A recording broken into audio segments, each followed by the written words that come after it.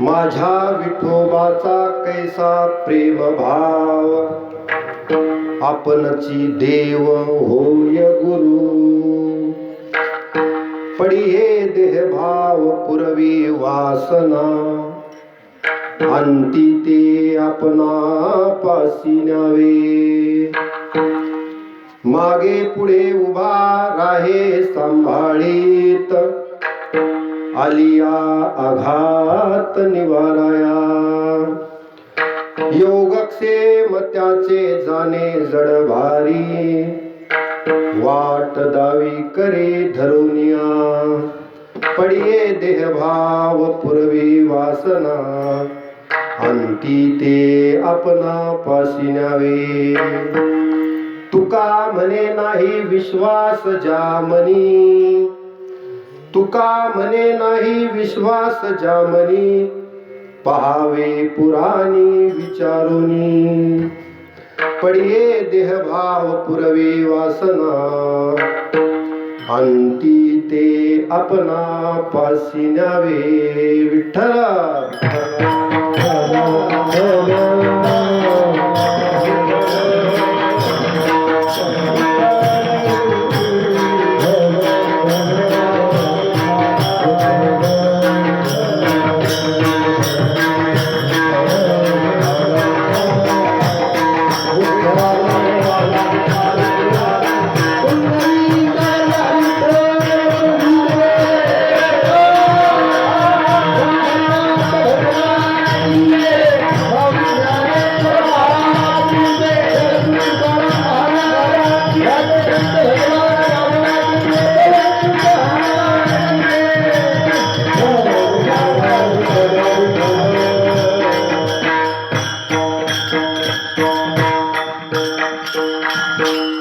महायोग पीठे तटे भीमरथ्या, वरं पुंडरीकाय दातुं मुनीन्द्रे. समागत्य तिष्ठन्तमानन्द कंदं, परब्रह्मलिंगं भजे पाड.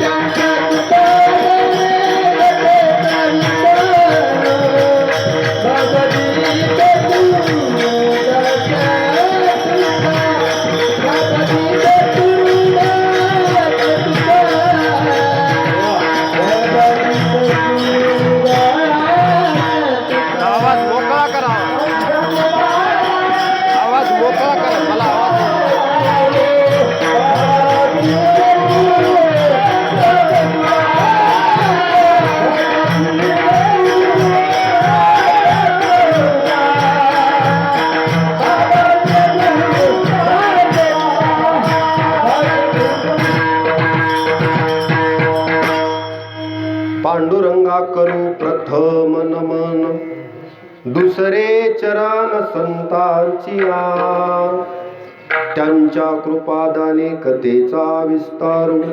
बाबाजी सद्गुरु दास तुका नागेंद्र हाराय त्रिलोचनाय भस्मांगरागाय महेश्वराय नित्याय शुद्धाय दिगंबराय तस्मै नकाराय नमः शिवाय मनोजवं मारुततुल्यवेगं जितेन्द्रियं बुद्धिमतां वरिष्ठं वातात्मजं वानरयूथमुख्यं श्रीरामदूतं शरणं प्रपद्ये ब्रह्मानन्दं परमसुखदं केवलं ज्ञानमूर्तिं द्वन्द्वातीतं गगनसदृशं तत्त्वमस्यादिलक्ष्यम् एकं नित्यं विमलमचलं सर्वधी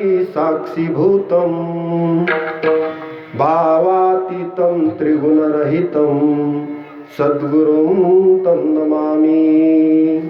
ओम नमो ज्ञानेश्वरा करुणाकरा दयाळा तुमचा अनुग्रह लाधलो पावन झालो चराचरी वसुदेव सुतं देवं कंसचानूरमर्दनं देवकी परमानन्दं कृष्णं वन्दे जगद्गुरुं गुरुर्ब्रह्मा गुरुर्विष्णु गुरुर्देवो महेश्वरा गुरु साक्षात् परब्रह्म तस्मै श्री गुरवे नमः। विठ्ठल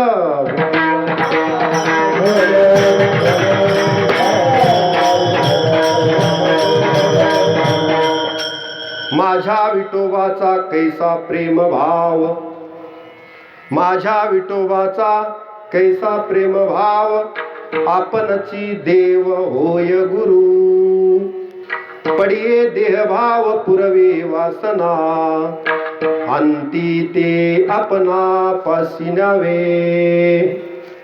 प्रस्तुत प्राप्त प्रसंगी मौजे हिंगणी तालुका जिल्हा हिंगोली आम्ही परभणीकडे असल्यामुळे परभणी परंतु मौजे हिंगणी तालुका जिल्हा हिंगोली या ठिकाणी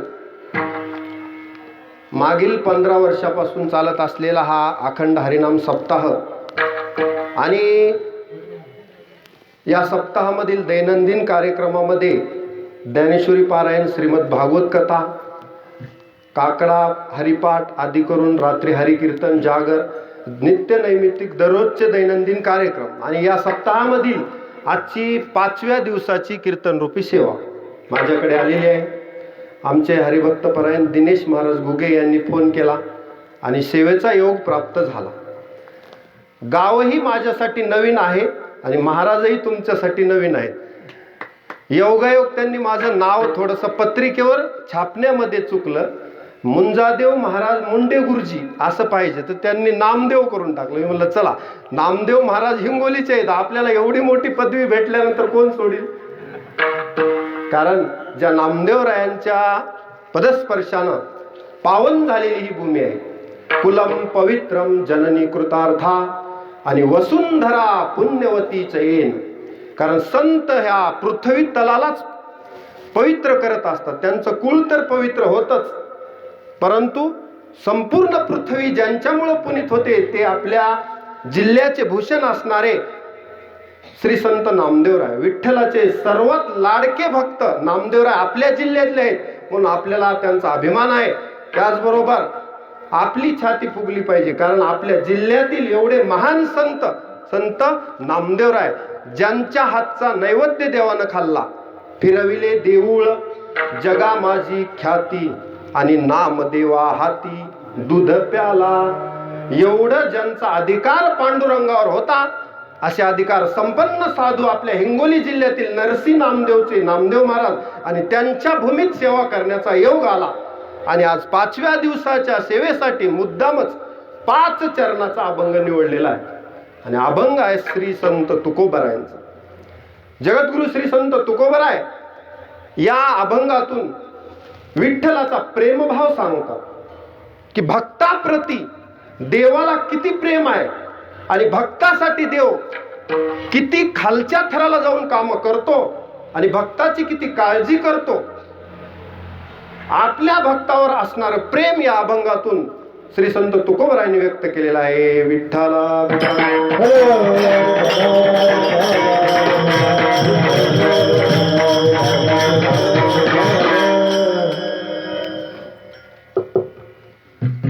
ग्रंथराज ज्ञानेश्वरी पारायण प्रमुख आमचे हरिभक्त परायण संभाजी महाराज सेलसुरेकर या ठिकाणी उपस्थित आहेत सेवेला आवर्जून. वाचावी ज्ञानेश्वरी आणि डोळा पहावी पंढरी. किती पारायण मंडळी पारायण करणारे संख्या किती आहे पारायणाला?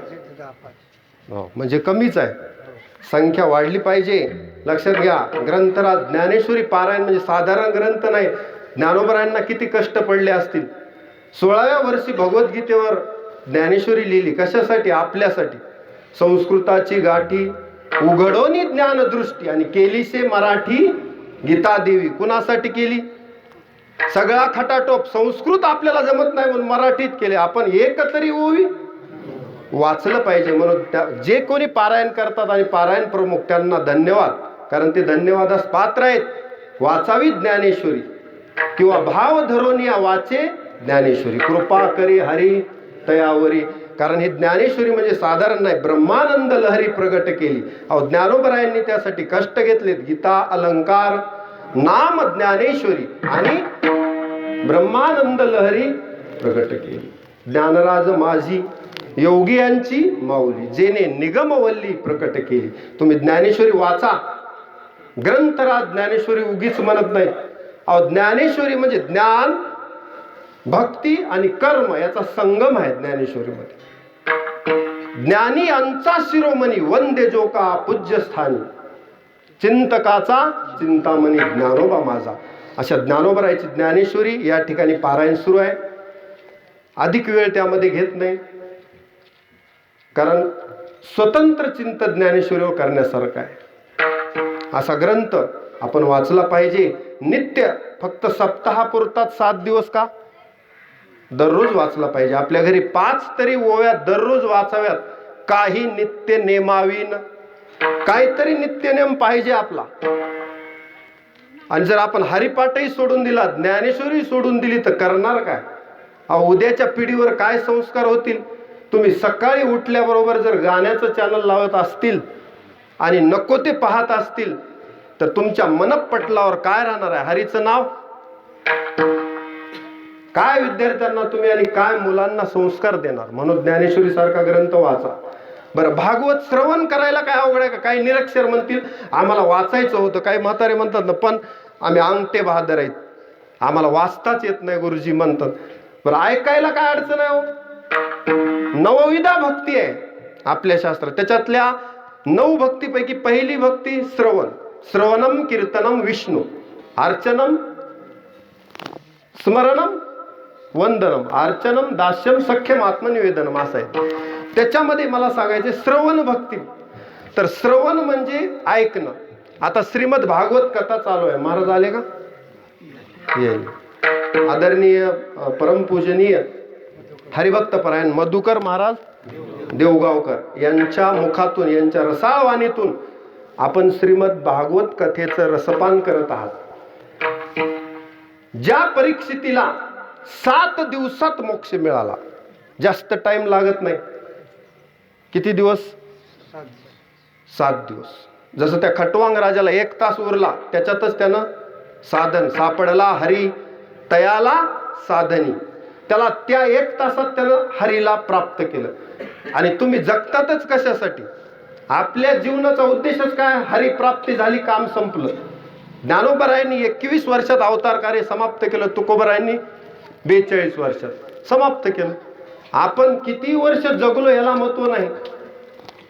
जीवनामध्ये आपण भक्ती किती केली हे महत्वाचं आहे. नाही तर भक्तीविना कसे कास यासी वाढला, सटविने नेला कैसा नाही म्हणले. एवढा बहुता सुकृती नरदेह लादला, पण भक्तीविना गेला अधोगती, असं नाथ महाराज हरिपाठात म्हणतात. किंवा गीता भागवत देव उच्चारिता, पापाची तो वार्ता कोठे राहे. तुकोबरायचा हरिपाठ तुकोबराय म्हणतात. तर तुकोबरायचा हरिपाठ तर आपण वाचतच नाही. सकाळी उठल्यावर कोणते श्लोक म्हणायचे, दात घासताना, जेवताना, प्रत्येक गोष्ट करताना श्लोक म्हणायचा आपल्याला. आंघोळ करताना गंगेचे यमुनेचे गोदावरी सरस्वती नर्मदे सिंधू कावेरी जलेस्मिन सन्निधिं कुरु. सकाळी सकाळी कुणाचं स्मरण करावं? प्रल्हाद नारद पराशर पुंडरीक व्यास अंबरीश शुक शौनक भीष्म दालब्यान रुक्मा गदार्जुन वशिष्ठ विभीषणादीन आणि पुण्य आणि मान परम भागवतान स्मरामी. सकाळी यांचं स्मरण झालं पाहिजे. आल्या द्रौपदी सीता तारा मंदोदरी तथा पंचेकम ना स्मरे नित्य महापातक नाश्रम. तुकोबरायच्या हरिपाठात वाचा सुरुवातीलाच. नमिला गणपती माऊली सारजापासून तुकोबरायचा हरिपाठ कधीच आपण वाचत नाही. कुणाचं नाव घ्यायचं सकाळी? सप्त ऋषीचे नाव घ्यायचे. आपल्याला ते पाठच नाही. आयुर्बलम यशोवर्च प्रजापशुन वसुनीच ब्रह्मम प्रज्ञांच मेधाचं तोमनो देही वनस्पती. हे वाचा सकाळी. टीव्हीचं चॅनल सुरू करू नका. विठ्ठला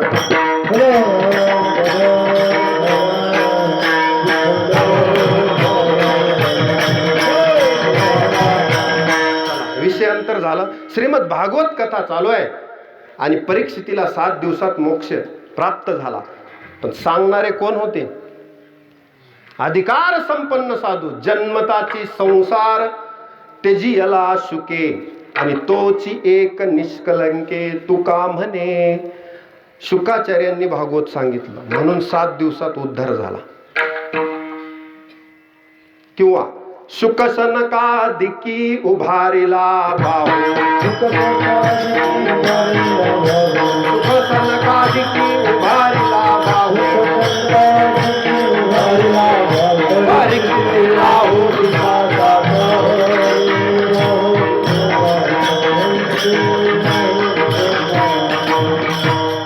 वा वा वा. पहिल्यांदाच आज मी ह्या गावात इतक्या दूर आलो, पण चाल ऐकून माझे कान तृप्त झाले. पांडुरंग महाराज, आनंद वाटला. काय मृदंगावर, म्हणजे एवढं गोड मृदंग खरं सांगतो मी आतापर्यंत ऐकलं नाही. खूप छान मृदंग वादनाची गायकांची संगती. आणि चालीला थोडा वेळ लागला असं श्रोत्यांना वाटलं असेल, पण मलाही वाटू लागलं खरंच ऐकत राहू. आणि ही स्तुती नाही, हे सोपं नाही. गायन सगळ्यात अवघड आहे. आमचा सुद्धा स्वर लागत नाही, कारण जावे त्यांच्या वंश तेव्हा कळे. पण एवढी चांगली, त्याबद्दल गायक आणि मृदंग वादकाचे मनापासून आभार. विठ्ठला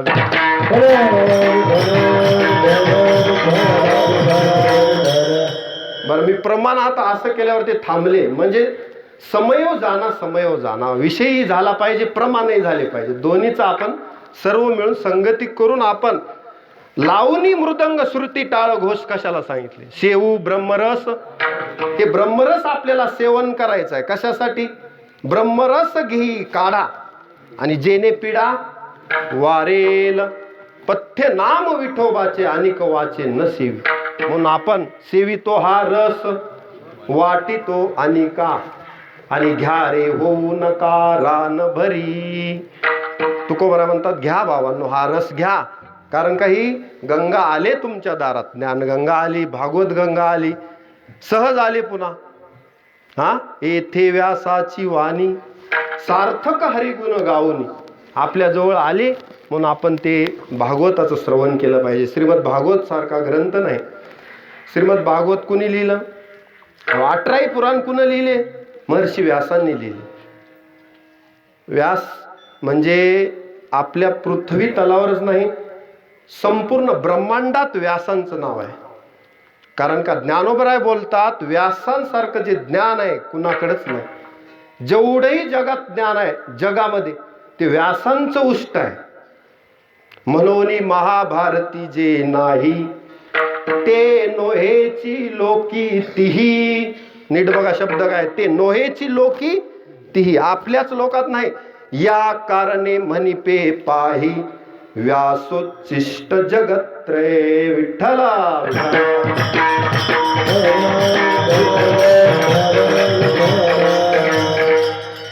कारण व्यास, महर्षी व्यास म्हणलं तरी आपण उद्धरून जातो. एवढी महर्षी व्यासामध्ये ताकद आहे. 18 पुराणांची रचना केली, 4 वेदाचे भाग केले वेगवेगळे आपल्या सोयीसाठी. ब्रह्मसूत्र लिहिले. कुणी लिहिले? व्यासांनी. त्रिकाल ज्ञानी व्यास आणि त्यांचे आपल्यावर उपकार आहेत. प्रत्येक माणसावर ऋषींचे, देवाचे आणि पितरांचे, म्हणजे पितृऋण, ऋषी ऋण आणि देव ऋण, हे 3 ऋण आपल्याला चुकते करायचे. लक्षात ठेवा. कोणी म्हणेल माझ्यावर कोणत्याच बँकेचं कर्ज नाही, पण हे 3 कर्ज प्रत्येकावर आहेत. विठ्ठला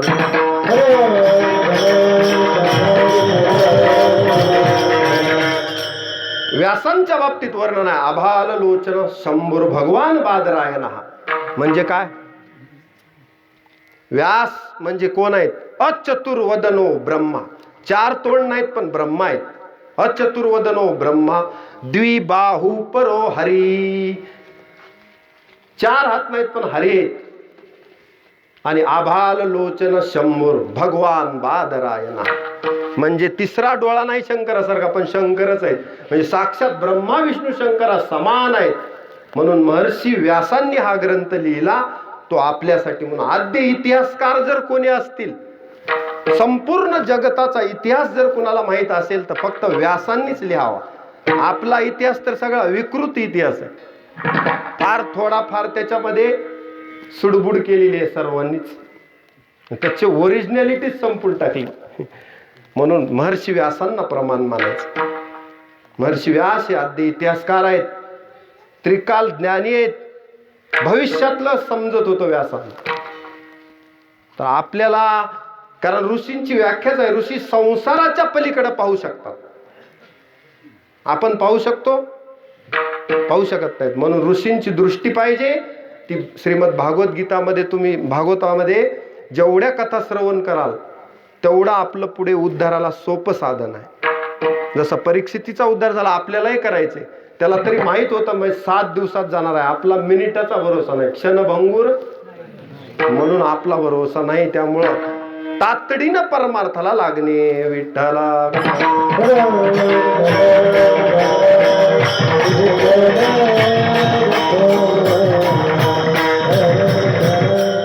दररोजचा हरिपाठही चालू आहे. वारकऱ्यांचा हरिपाठ तुम्ही 7 ते 8 किंवा 6 ते 7 तुमचा हरिपाठही चालू आहे. आधी करून सकाळी काकडा भजन, काकड्यासारखं गोड भजन नाही. काकडा जर असं पांडुरंग महाराज म्हणू लागले एवढ्या स्वरात तर तुमची झोपच उडून जाते. माझी तर थंडीच गेली चालीमध्येच. विठ्ठला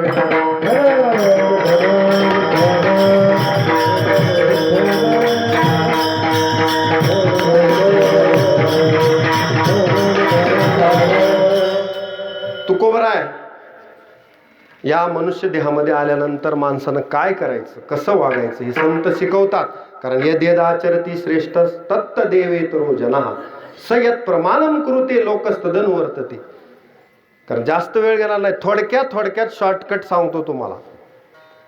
संत ज्या मार्गाने गेले फक्त त्या मार्गाने चालायचं, जास्त डोकंच लावायचं नाही. तेनेची पंथे मग न पडे, कारण मार्ग दावूनी गेले आधी. आणि दयानिधी आपण एवढंच करायचं, त्यांच्या मार्गाने चालायचं. तर्क वितर्क करायचे नाहीत. बरं, बरेच आमच्या सोबत तर्क करायला बघतात. ज्या भागवतातल्या कथा आहेत ना त्याच्यामध्ये अद्भुत कथा आहेत, पण तर्क वितर्क तिथं लागत नाही. तुमच्या बुद्धीच्या पलीकडे येऊ बुद्धे परत असतुस, ते तत्वच तुमच्या बुद्धीच्या पलीकडे आहे. म्हणून ते खोटं आहे का? एक अक्षर सुद्धा खोटं नाही आपल्या कोणत्याच ग्रंथातलं. सप्रमाण सिद्ध करू शकतो आपण, पण ऐकणाऱ्याची तशी तयारी पाहिजे. कलियुगात माणसाला देवावर विश्वास राहिला नाही. रामकृष्णाच्या विरोधात जर लोक बोलतात, ज्यांचा आपण हजारो वर्षापासून जप करतो, 6000 वर्ष झाले रामाला, 5-5.5 वर्ष झाले कृष्णाला, तरी आज प्रत्येकाच्या हृदय सिंहासनावर रामकृष्ण हरी रामकृष्ण हरी. एवढा दिवस कुणाचं नाव चाललं तुम्हाला तुमच्या आजोबा पंजोबाचं नाव, खापर पंजोबा पर्यंतच्या पुढचं तर नाव माहित नाही, पण रामकृष्ण माहित नाहीत असा माणूस नाही. त्याचं कारण त्यांची कीर्ती चंद्र सूर्य असे तोपर्यंत आहे, यावत चंद्र दिवा करो. कारण का? श्रेष्ठ आहेत ते, भारतीय संस्कृतीचे आधारस्तंभ आहेत. राम आणि कृष्ण यांच्या विरोधात बोलाल तर जिव्हा जडून जाईल. विठ्ठला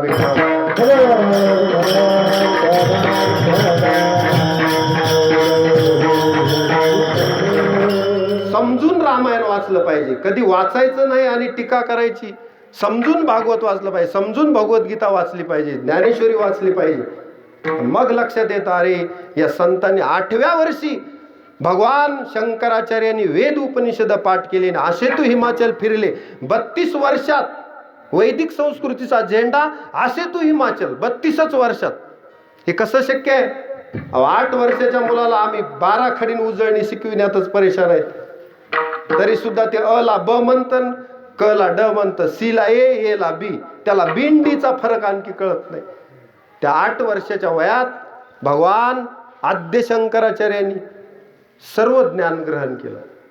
याच्या पलीकडे जाऊन सांगतो, पूर्वीच्या काळी तर अशी व्यवस्था होती की गर्भापासूनच शिक्षण चालू झालं पाहिजे. महर्षी पराशर, व्यासांचे वडील कोण आहेत? महर्षी पराशर. पराशर गर्भात वेद बोलत होते, गर्भातच वेद बोलत होते. पाहिलं त्यांच्या वडिलांनी. वशिष्ठ, शक्ती, पराशर आणि व्यास आणि पुढे शुकाचार्य अशी त्यांची परंपरा आहे. शक्ती म्हणले, शक्ती महर्षी शक्ती त्यांचे वडील. कोण बोलते? कारण ते वशिष्ठांचे नातू होते पराशर. वशिष्ठ साधारण एक त्यांचा अधिकार तुम्हाला सांगतो, एके सृष्टीवरी सृष्टी केली आणि एकाची छाटी तपिन्नली. एकदा सूर्यदेवाला असं विचारलं की तुम्ही भांडण लागले आमच्या सोडवण्यासाठी, या भांडण मिटवण्यासाठी, साक्षीला या, साक्षीला. ते म्हणले मी साक्षीला येतो, पण माझ्या अनुपस्थित प्रकाश देण्याचं काम माझ्या ॲब्सेंटीमध्ये म्हणजे अनुपस्थितीत कोण करेल? वशिष्ठांनी आपली छाटी फेकली तर छाटी प्रकाश देऊ लागली. मग ज्या वशिष्ठांची छाटी सूर्य एवढा प्रकाश देते ते वशिष्ठ साधारण आहेत? प्रातस्मरणीय आहेत. विठ्ठला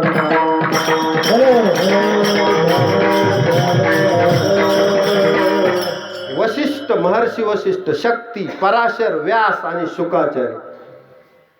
अहो शुकाचार्य रंभेनं नाना प्रकारानं आपल्याला मोहित करावं, आपल्यावर मोहित व्हावे म्हणून शुकाचार्याच्या समोर तुम्ही नामदेवरायाचा गाथा वाचा, शुकाख्यान म्हणून प्रकरण आहे. त्या रंभेनं किती संवाद साधला, पण शुकाचार्य विचलित झाले नाहीत. म्हणून आपल्या संस्कृतीमध्ये असे 4 जण आहेत, त्यांना कसलाच बट्टा नाही. काय अशी ही थट्टा नाथ महाराज म्हणतात, भल्या भल्यासी लाविला बट्टा. पण कोण सुटले ह्याच्यातून? शुक, भीष्म आणि हनुमान. 4था कार्तिक स्वामी जान यासी नाही बट्टा. देवादिक सुद्धा फसले बरं. इंद्रा पडले भग, चंद्र झाला, भरपूर गेले, वाली मुकला प्राणाशी. तुम्ही एडका मदन मध्ये वाचा, सगळेच कुठं ना कुठं तरी सगळेच हतबल झाले किंवा विषयात गेले, विकारात गेले. परंतु या 4 जणांना कसलाच बट्टा नाही. त्याच्यामध्ये शुकाचार्य आहे. म्हणून तर तोच एक निष्कलंके तुका म्हणे. कारण शुकाचार्यांनी भागवत सांगावं, परीक्षितीनं ऐकावं, हे परीक्षितीचं भाग्य. आपण भागवत ऐकावं हे आपलं भाग्य. कारण कलियुगी उद्धार हरीच्या नामे. अहो त्रेतायुग तुम्ही बघा, पूर्वीच्या काळी सत्ययुग, सत्य, त्रेता, द्वापार मध्ये तुम्हाला जे यज्ञ, दान, पुण्य, असं यज्ञ, दान, तप केल्यावर जे पुण्य प्राप्त व्हायचं ते कलियुगात फक्त नामान आहे. म्हणजे सोपं आहे. तुका म्हणे सोपे आहे सर्वांनी, पण शहाणा तो धनी.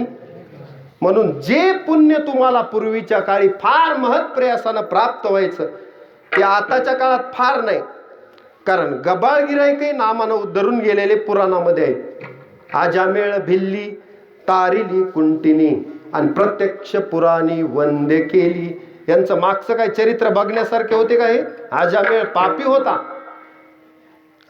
कुंटिनी वेश्या हे काय पापी. या पाप्यांचाही उद्धार. कारण अपीचे सुदुराचारो भजते माम अनन्य भाक साधुरेव समंतव्य सम्यक व्यवसितो हि स. म्हणजे पापी जरी असला तर त्याचा उद्धार नामानं होतो. विठ्ठला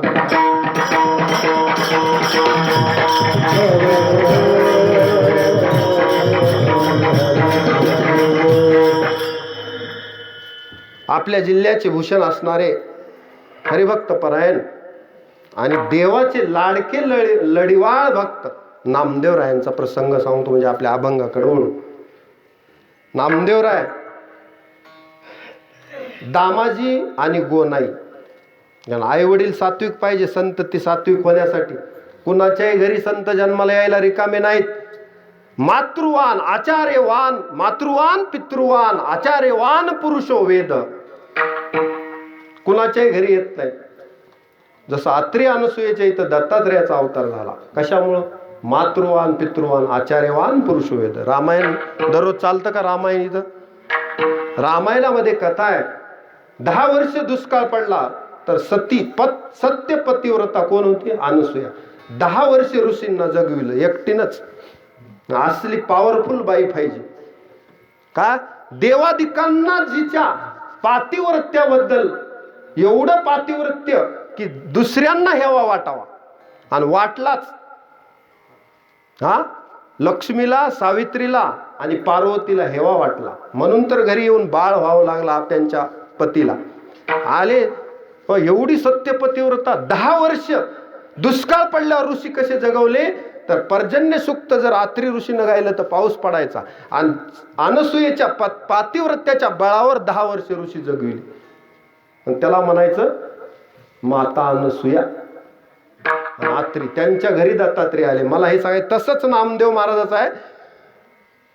गोनाई आणि दामाजी पण, दामाशेट्टी कोणी? दामाजी यांच्या घरी बरं नामदेवराय जन्माला आले.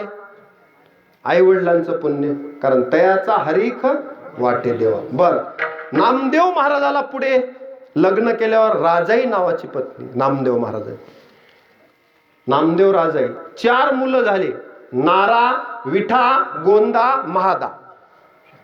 4ही वैष्णव, 4ही संत. बर त्यांच्या बायका ऐकण्यात होत्या का ऐकण्यात नव्हत्या?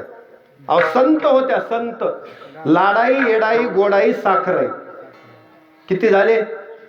माणसं मोजा फक्त घरात किती होती शेवटला विचारतो. झाले? पुन्हा आऊबाई बहिणी, लिंबाबाई लेकी, आणि 15वी दासी जणी. म्हणजे हे 14 जण आणि दासी जणी 15. 15 माणसाचं कुटुंब. 15ला 15 संत, 15ला 15 वैष्णव एकाच घरात. ह्याला म्हणायचं पवित्र तो देह, वाणी पुण्यवंत. नाही, मला ते प्रमाण नाही झालं. पवित्र ते कुळ, पावन तो देश. जेते हरीचे दास, जेते हरीचे दास,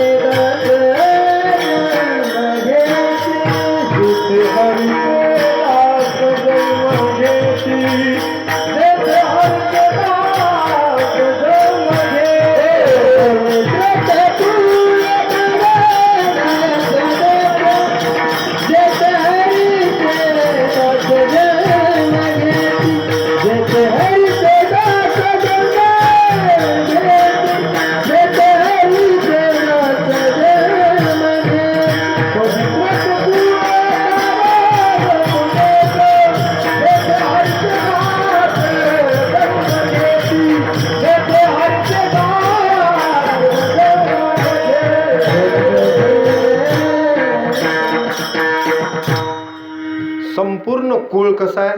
पवित्र ते कुळ, पावन तो देश, जेथे हरीचे दास जन्म घेती.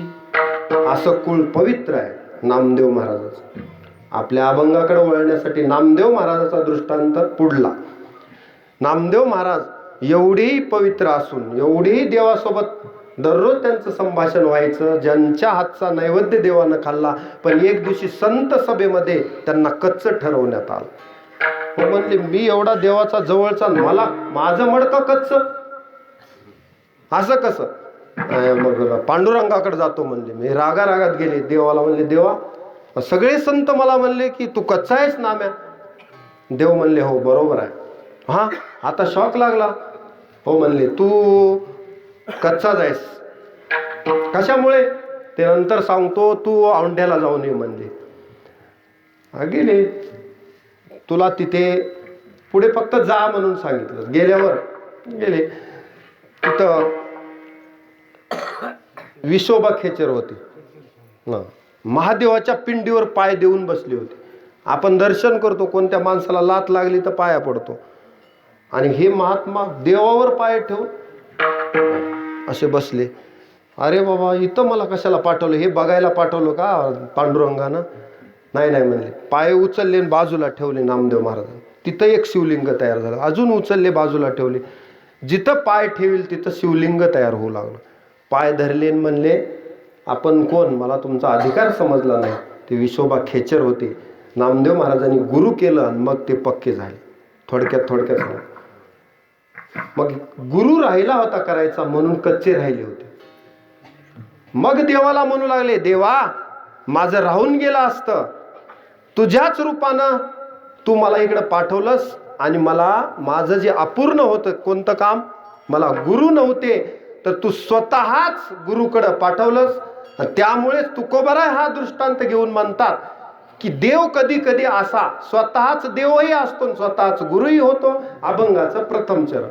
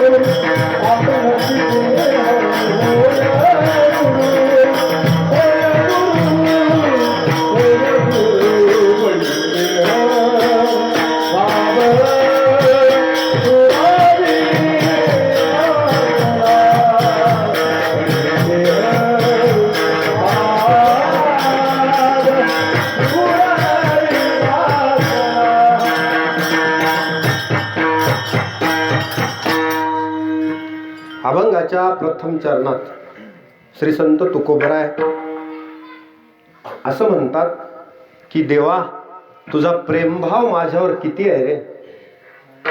माझ्या विठोबाचा कैसा प्रेमभाव, आणि आपणची देव होय गुरु.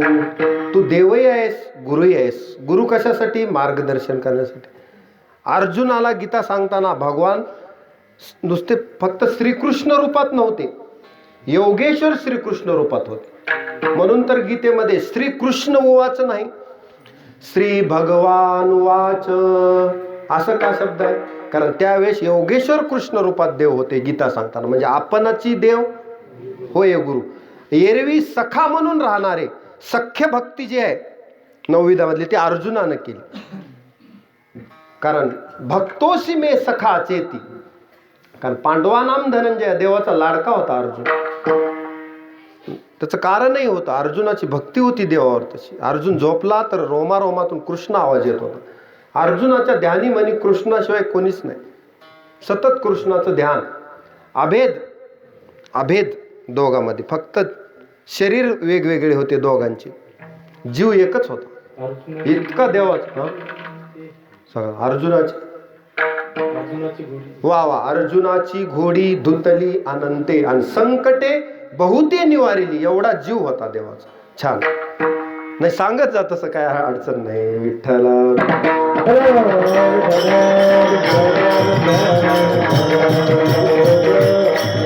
मग मला सांगायचे की आपणची देव होय गुरु. स्वतः देव गुरु झाले. कारण अर्जुन मोहित झाला होता. अर्जुनाला वाटत होते की हे सगळे आप्तजन मारून मी राज्य भोगावं, यापेक्षा न कांक्षे विजयम कृष्ण, असं म्हणत होता. पण देवानं सांगितलं तस्मात उत्तिष्ठ कौंतेय युद्धाय कृतनिश्चया. तू क्षत्रिय आहेस, आणि क्षत्रियाला असं युद्धातून पलायन करणं हे कारुण्य रुदन कामाचं नाही. उठ आणि शस्त्र घे. हे सगळे मीच मारून टाकलेत. मये वेते निहता पूर्वमेव, पण निमित्त मात्र भव सव्यसाची. मी धर्म संस्थापनार्थ आलेलो आहे, आणि धर्म स्थापन केल्याशिवाय जाणार नाही. म्हणून युद्ध तू जिंकणारच आहेस. आणि तुला वाटतही असलं तर हातो वा प्राप्स्यसी स्वर्गम, जितवा वा भोगसेसी महिम. त्याच्यामुळं घाबरू नको आणि युद्ध कर, म्हणून मार्गदर्शन केलं. आपणची देव होय गुरु, मला हे सांगायचं. मग परत परत अर्जुनाला असं वाटत होतं. गीता 18 अध्याय सांगितली ना. बरेच प्रश्न अर्जुनाच्या डोक्यात होते. कसं असतं, माणसाला भक्तीकडे येण्यासाठी सुद्धा डोक्यातला कचरा गेला पाहिजे पहिल्यांदा. आता त्याच्या डोक्यात मोहही होता, आणि काही काही संदेह त्यांना आपल्या, अर्जुन म्हणजे आपला प्रतिनिधी आहे, देवाला त्यानं बरंच विचारून घेतलं. कसं असतं, एकदा गाय दूध जर देऊ लागली तर मालक निघल तेवढं दूध काढतो, वासरालाही सोडित नसतं. कारण आता दूध द्यायलाच, आणि कामधेनूच हाताला लागले. कारण देव मज जोडीला तू हातीचा दुरी होशी, दैव योगानं देवा हाताला लागलास, आता सोडित नाही म्हणला अर्जुन. मग अर्जुनाने बरेच चाणक्ष प्रश्न देवाला विचारले की सगुण भक्ती कशी करावी, निर्गुण भक्ती कशी करावी, 12व्या अध्यायात विचार.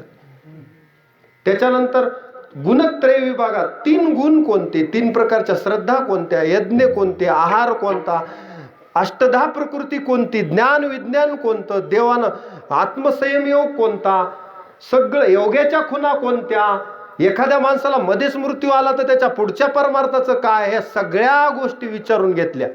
कसं असतं, एकदा आपण म्हणतो ना मऊ लागलं म्हणून, म्हणजे देव भेटला तर सगळंच विचारून घ्यावं, आणि ते खरं बी आहे. तसं एकदा संत भेटले, आपला संदेह काढून टाकावा.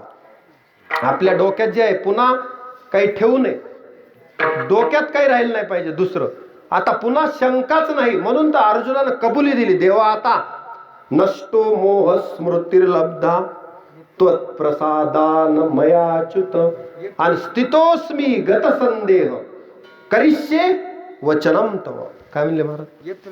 वा. यत्र योगेश्वर कृष्णो यत्र पार्थो धनुर्धरः तत्र श्रीर्विजयो भूतीर, आणि ध्रुवा नीतिर्मतिर्मम. हे संजयाच्या तोंडून आलेला श्लोक आहे की जिथे योगेश्वर श्रीकृष्ण आणि पुरुषार्थ करणारा अर्जुन, तिथे यश विजय मिळणारच. विठ्ठला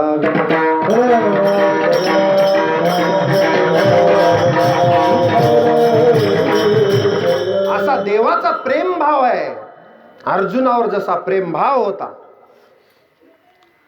अर्जुनाचे रथी होय हा सारथी, आणि भक्षिपो हे प्रीती सुदाम्याचे. आपणच देव होय गुरु, आणि प्रेमभाव दोन्ही पाहिजे. देव आपणच गुरु होऊन मार्ग दाखवतो, मार्गदर्शन करतो. कारण गुरु कशासाठी पाहिजे? आपलं अज्ञान, आपली अविद्या काढून आपल्याला मायेच्या पार घेऊन जाणारा गुरु पाहिजे. गुरुचं कारण कामच ते आहे ना. गुरु कोण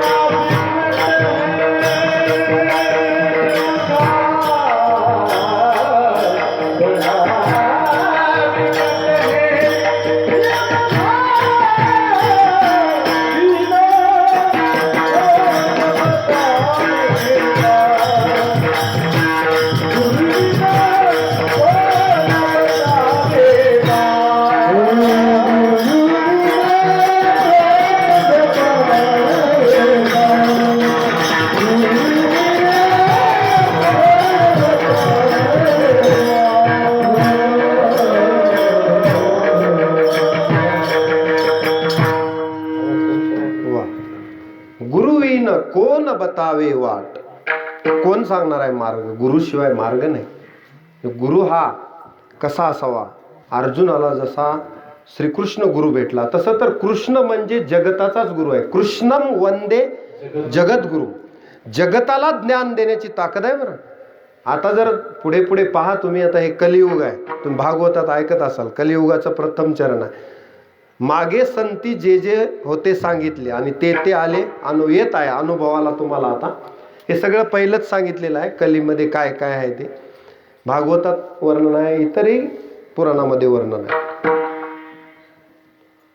काय सांगू लागलो मी? की आपणची देव होय गुरु. गुरुशिवाय मार्ग नाही. सगळ्या जगताला जर कोणी मार्गदर्शन अशा कराल काळात कोण मार्गदर्शन करणार? आता भारत देश सोडा, इथं थोडंफार तरी आणखी टाळ मृदंग आहे. पुढच्या पिढीचं अवघड आहे. रामायण आणि महाभारत एवढं जरी आपल्या लेकरांना कळालं तर भरपूर झालं.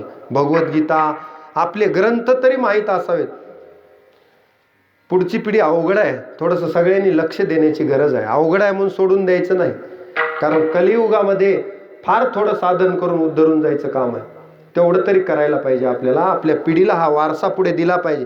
ज्या लोकांनी आजपर्यंत हा वारसा टिकविला त्यांचे उपकार आहेत, म्हणून त्यांना स्मरण करायचं आणि पुढे आपला हा वारसा चालू ठेवायचा.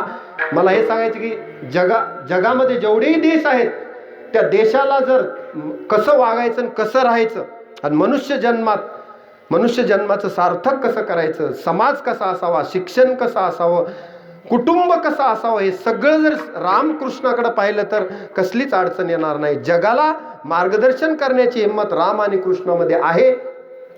म्हणून कृष्णम वंदे जगद्गुरु. जगताला मार्गदर्शन कृष्ण करू शकतात. अहो महाभारतात एवढे वीर होते, पण कृष्ण जर तुम्ही पाहिला उगं निदान कमीत कमी उगं महाभारत तरी वाचत जा, रामायण तरी वाचत जा. भगवान कृष्णाचं ज्ञान जर पाहिलं तर अर्जुनाला पदोपदी देवानं सावध केलेला आहे. तसं आपल्याला गुरु सावध करणारा पाहिजे.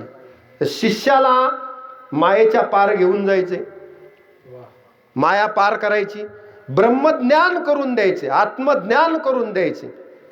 त्यासाठी शिष्य म्हणजे गुरु कसा पाहिजे? वित्तोपहारका नाही, चित्तोपहारका. म्हणजे शिष्याचं चित्त हरण करणारा, वित्त हरण करणारा नाही. म्हणून आपणची देव होय गुरु. तुकोबरायला सुद्धा असं वाटत होतं की आपल्याला आणखी गुरु भेटले नाहीत.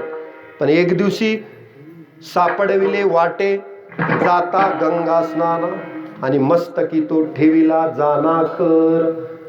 स्वप्नातच दृष्टांत सांगितला आणि बाबाजी आपुले सांगितले नाम. मंत्र दिला राम कृष्ण हरी. गुरु कोणत्या परिस्थितीत भेटतील सांगता येत नाही. जसं नामदेवरायाला पिंडीवर पाय देऊन गुरु भेटले, तुकोबरायला स्वप्नात दृष्टांत दिला. फक्त अर्जुन भाग्यवान आहे की गुरु आणि देव सोबतच आहे त्याच्या. अर्जुन झोपला तरी श्रीकृष्ण भगवान त्याचं रक्षण करत होते. काय प्रेम असं. सगळे झोपायचे पण देवाला झोप यायची नाही. उद्याच्या युद्धाचं काय, उद्याचं नियोजन काय, उद्या भीष्म येणार आहेत, कसं मारायचं, देवाला झोप नाही. शिखंडीला मध्ये घालायचं, भीष्म मारायचे. देवाचे कारस्थानं चालू आहेत, अर्जुनाला वाचवायचंय भीष्मापासून, कर्णापासून वाचवायचंय. कर्णाकडे कोणकोणत्या शक्ती आहेत? वासवी शक्ती आहे, ती घटोत्कचावर मारायची म्हणजे अर्जुन वाचतो. देवाचं लक्ष आहे, किती सांभाळतो माझ्या विठोबाचा कैसा प्रेम भाव. अर्जुनासाठी देवानं रात्र जागून काढली हो. कोण्या भक्तासाठी देव जागला? देवाला चिंता असायची, कारण हे मोठे मोठे वीर आहेत आणि माझा अर्जुन जरी श्रेष्ठ धनुर्धारी असला तरी काही काही शक्ती अगोदरच देवाला काही बर्बरिक एक असा होता, त्याच्याकडे 3 बाण होते. अगोदरच त्याची विद्या त्याला मारून टाकलं. देवानं त्याला विचारलं की तुझ्याकडे काय आहे असं. तर एका बाणात त्यानं पूर्ण झाडाला भोकं पाडले होते. असा बर्बरिक होता. त्यालाही हे केलं. घटोत्कचावर शक्तीचा प्रयोग केला म्हणजे जी शक्ती वाया येईल. त्याच्याबरोबर कवच कुंडल होते कर्णाकडं. देवाला वाटलं कवच कुंडल असताना तर कर्णाला मारणं शक्य नाही, कर्ण अधर्म नाही. मग देवानं ब्राह्मणाचं रूप घेतलं, माझ्या विठोबाचा कैसा प्रेम भाव, आणि याचक बनून गेले. कारण त्यांना माहित होतं कर्ण दानशूर आहे. दानामध्ये जर कुणाचं नाव येत असेल तर फक्त दोघांचंच येतं, हरिश्चंद्र, राजा हरिश्चंद्र आणि कर्ण. कर्णासारखा दानशूर आणखी नाही. ब्राह्मण होऊन आले इंद्र भगवान. कुणाकडं? इंद्र आले स्वतः आपल्या मुलासाठी, अर्जुनाला वाचविण्यासाठी. मला कवच कुंडल पाहिजे, देऊन टाकले हो कर्णानं, उदार अंतकरणानं, आणि ते दिले. देवाला तेच पाहिजे होतं. हे प्रेमभाव आहे. माझ्या भक्ताला संकट आलं नाही पाहिजे, भक्ताला कधीच कमी नाही पडलं पाहिजे. कुठलं भक्त आहे? अर्जुनाला, देवाला वाटलं माझ्या अर्जुनाकडे काही कमी आहे का? आहे, एक गोष्टीची कमी आहे. मग देवाच्या मनात होतं की सुभद्रेचं लग्न अर्जुनासोबत लावून द्यायचं, कारण सुभद्रेची इच्छा होती आणि अर्जुनाची इच्छा होती. मग देव म्हणले पण हे बलराम दादाचा अवघड आहे ना, त्यांच्या मनात नाही ना ते, आणि मोठ्या भावाच्या विरोधात जाऊन तर काम करायचं पण कळू तर द्यायचं नाही. मग काय करावं? अर्जुनाला म्हणले तुला महाराज बनावं लागेल, चांगला महाराज म्हणजे संन्यासी बनावं लागेल, साधा महाराज नाही, ओरिजिनल वाटला पाहिजे, डुप्लिकेट त्या कालनेमीसारखं उघडं नाही पडलं पाहिजे. हनुमंतरायानं कालनेमीची फजिती केली तसं नाही, प्युअर ओरिजिनल महाराज, म्हणजे डुप्लिकेट व्हायचं पण कळू द्यायचं नाही. मग बलराम दादाचं मी बघतो, संन्यास दिला हो, आपल्याच बहिणीचं लग्न देवानं अर्जुनासोबत, आणि सांगितलं सुभद्रेचं हरण कर, आणि सुभद्रेचं हरण केलं अर्जुनानं. म्हणजे संन्यासी होऊन जनी तू चोरीली माझी भगिनी. देवाचं हे प्रेम आहे अर्जुनाला. बरं, मग म्हणले आता सुभद्रेचं लग्न लावायचं म्हणले बलराम दादाला. आता अर्जुनानं हरण केलं, तर आता अर्जुनाला जर पुढे धन लागणार आहे देवाला माहित होतं. मग आता असा अर्जुन घेणार नाही, कारण अर्जुन अयाचक वृत्तीचा होता, कुणापुढे काय हात पसरणार नाही. जसं सुदामा ब्राह्मण अयाचक वृत्ती होती, कुणापुढे हात पसरणारे हे माणसं नसतात. ब्रह्मज्ञानी होते सुदामा, साधारण समजू नका. सुदामा देवाच्या काळजात राहत होते, देवाच्या हृदयात ज्याची वस्ती होती, असे सुदामा ब्राह्मण श्रेष्ठ होते, ब्रह्मज्ञानी होते.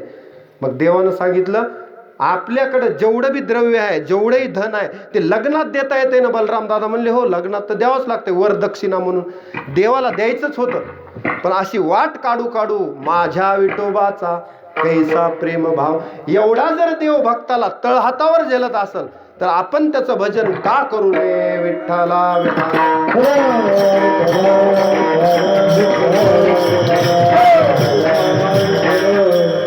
नौकराचं काम केलं हो देवानं. कसं? देखा नवल प्रभूचे अद्भुत प्रेम भक्ताचे, जे सारथ्यपण पार्थाचे करी तू असे. सारथी झाला अर्जुनासाठी. हे माझ्या विठोबाचा कैसा प्रेमभाव. एकट्या अर्जुनाच्या जीवनातले एवढे उदाहरण. आणखी कुणाकुणासाठी देव? प्रल्हादासाठी खांबातून प्रकट झाला, पण प्रल्हादाला काही त्रास होऊ दिला? होलिका म्हणली मला वरदान आहे, म्हणली अग्नीमध्ये मी जळत नाही, अग्नीमध्ये जळत नाही, मी प्रल्हादाला मांडीवर घेऊन बसते म्हणले. हिरण्यकश्यपूची बहीण हो म्हणले हे उपाय चांगला आहे, कारण आधीचे भरपूर उपाय करून बघितले, कड्यावरून ढकलून दिलं, उकळत्या त्याला टाकलं, हत्तीच्या पायाखाली दिलं, पण प्रल्हादानं नारायण नारायण नाम सोडलं नाही. मग हे उपाय चांगला आहे म्हणले, अग्नी जाळून टाकेल प्रल्हादाला. पण झालं उलट, होलिकाच मरून गेली आणि प्रल्हाद वाचला. हे माझ्या विठोबाचा कैसा प्रेमभाव. हा प्रेमभाव भक्तासाठी आहे. अहो भक्तासाठी देव काहीच पाहत नाही, इतकं म्हणजे त्याला भक्ताचं वेड आहे.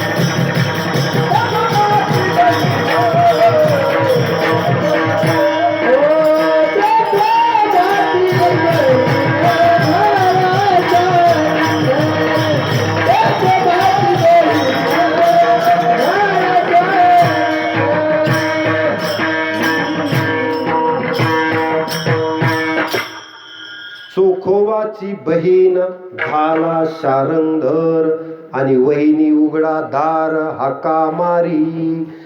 अहो चोखोबरायला प्रश्न पडला की आपल्या पत्नीचं बाळंतपण कुणं करावं. आता हे सगळ्यात खालचं काम आहे.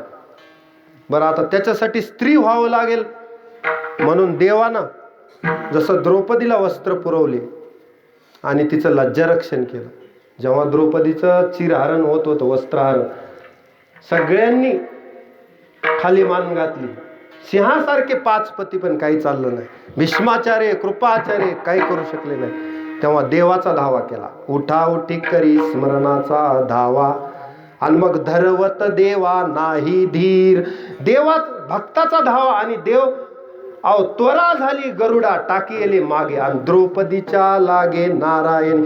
गरुडाला म्हणू लागले, अरे एवढा वेग त्याचा गरुडाचा, तुझा वेग कमी पडतोय. माझ्या भक्तांना हाक मारल्याबरोबर मला जावंच लागतं. गरुड म्हणू लागला, देवा अहो 120च्या स्पीडनं चाललो, साध्या स्पीडनं नाही. बरं 140 180 हायेस्ट काटा केलाय म्हणले.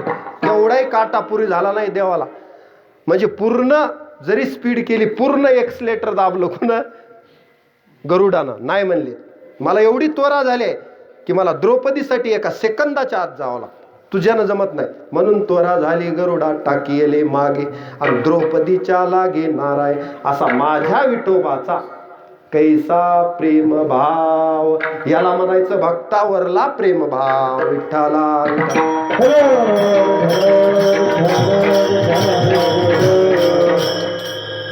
पण चोखोबरायच्या बाबतीत तेच आहे हो. महाराजातीत जन्माला आले म्हणून काय झालं, लोकांनी जरी पांडुरंगाचं लांबून दर्शन घेतलं पण देवच मिळविला चोखोबरायने.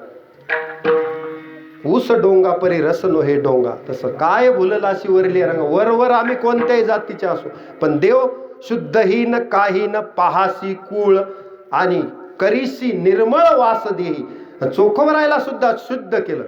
अहो चोखा मेळा बंका जातीचे महार पण त्यासी सर्वेश्वर ऐक्य करी. विठ्ठला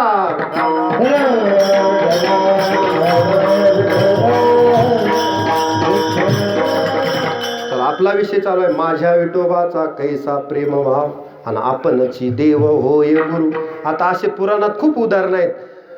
आता काही काही वेळेस तर देवानं मागण्याच्या आधी भक्ताची इच्छा पूर्ण केली. अभंगाचं ध्रुवचरण. पढिय देह भाव पुरा विनाश पढिय देह भाव पुरा विनाश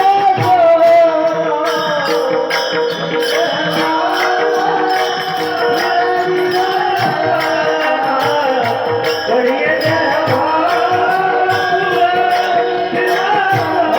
भाव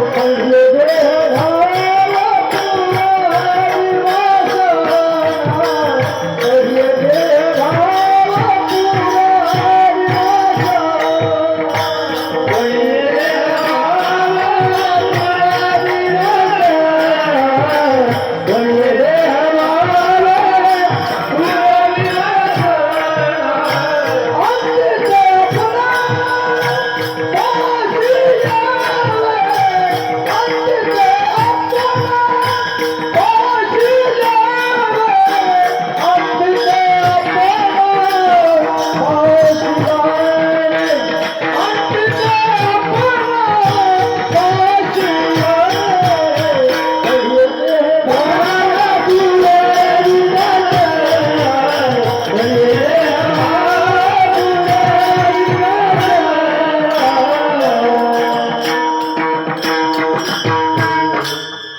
अभंगाच्या ध्रुव चरणामध्ये तुकोबराय म्हणतात, पडिये देहभाव पुरवी वासना आणि अंती ते आपणा पासी न्यावे.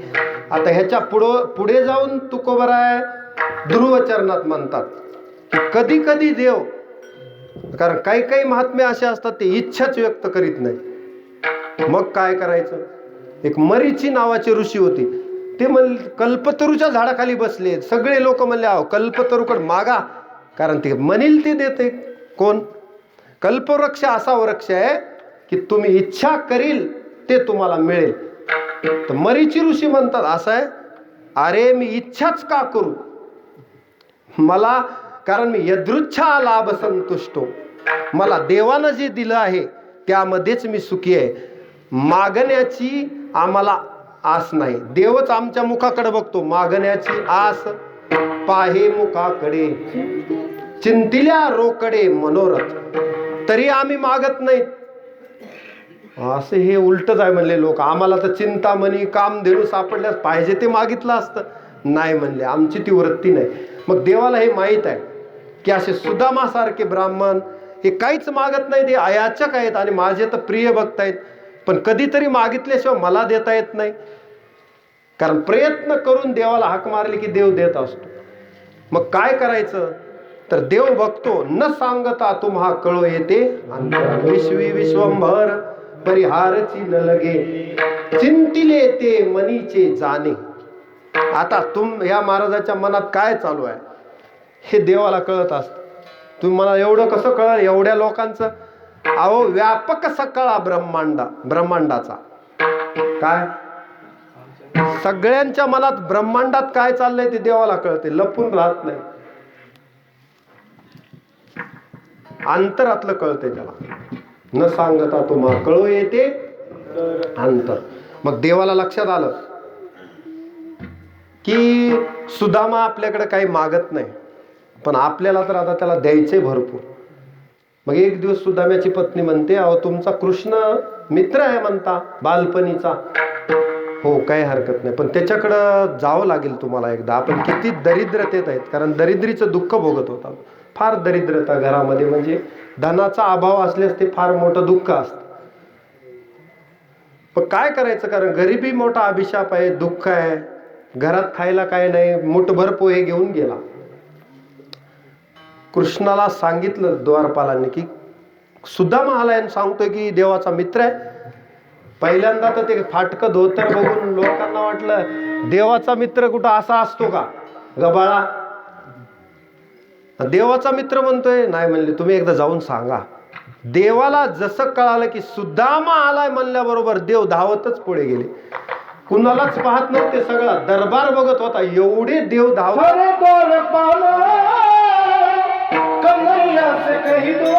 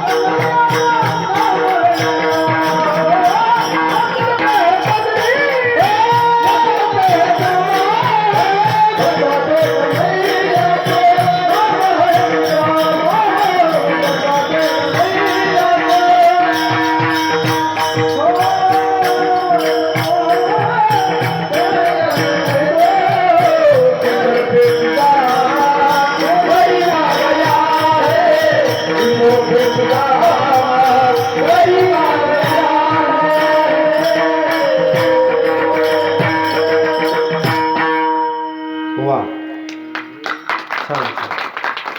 मग देव धावत आले. बरं सुदामा आलाय म्हणल्यावर देवाला त्वरा झाली म्हणजे फार घाई झाली. 16,108 बायका बघत होत्या. कुणाकडं? देवाकडे. देव एवढे कधीच पळत नाहीत. सुदामा म्हणल्यावर पळाले म्हणजे कोणीतरी परमभक्त. सुदाम जी को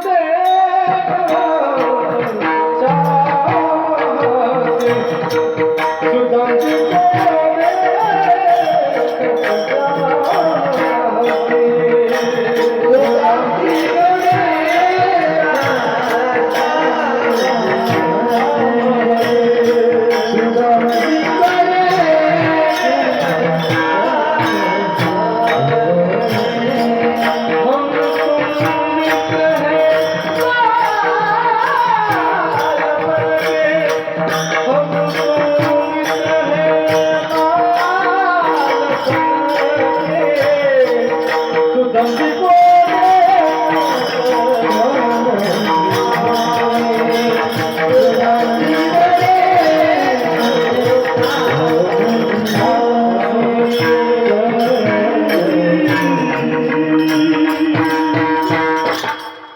वा, लंगोटी यार म्हणायचं त्याला. म्हणजे बालपणीचे मित्र होते. सांदीपनी मुनीच्या आश्रमामध्ये दोघेही शिकायला होते. पण प्रारब्ध ज्याचं त्याचं वेगळं असतं. सुदामा प्रारब्धानं ग्रासलेला होता. कारण प्रारब्ध गाडा असतं महाराज. प्रारब्ध संपवावंच लागतं कोणी जरी असलं तर. परियेशी गव्हारा सादर कर्मे निर्वंश झाले सगर भिल्ले विंदिले शारंग आणि झाला पुरंदर सहस्त्र नयन. कुणालाच सोडलं नाही प्रारब्धान. कर्मे राम वनवासा गेला कर्मे दशरथ वियोगे मेला आणि वियोग घडला सीतादेवी. असं प्रकरण आहे. ती गव्हारा परियेशी गव्हारा म्हणून त्याच्यामध्ये ज्ञानोबरायांनी सांगितलेलं आहे. आपल्या तो विषय नाही. पण रुक्मिणी म्हणते देवा अहो प्रारब्ध एवढं गाड आहे म्हणजे किती गाड आहे. तुमच्या भक्तासाठी तुम्ही एवढं धावून जाता मग तुम्हाला प्रारब्ध भक्ताचं बदलणं अवघड आहे का. आता भक्ताचा एवढा कळवळ आहे ना तुम्हाला तर त्या भक्ताचं प्रारब्धही बदलावं लागेल. मग देवानं कधीच विधीच्या विधानात देव हात घालीत नाहीत. सुदाम्याला बोलवलं मध्ये त्याचे पाय प्रक्षालन करून पायाचं तीर्थ घेतलं. नीट आहे का. कोण घ्यायलाय तीर्थ. जगाचा मालक पितामहस्य जगतो माता धाता पितामह.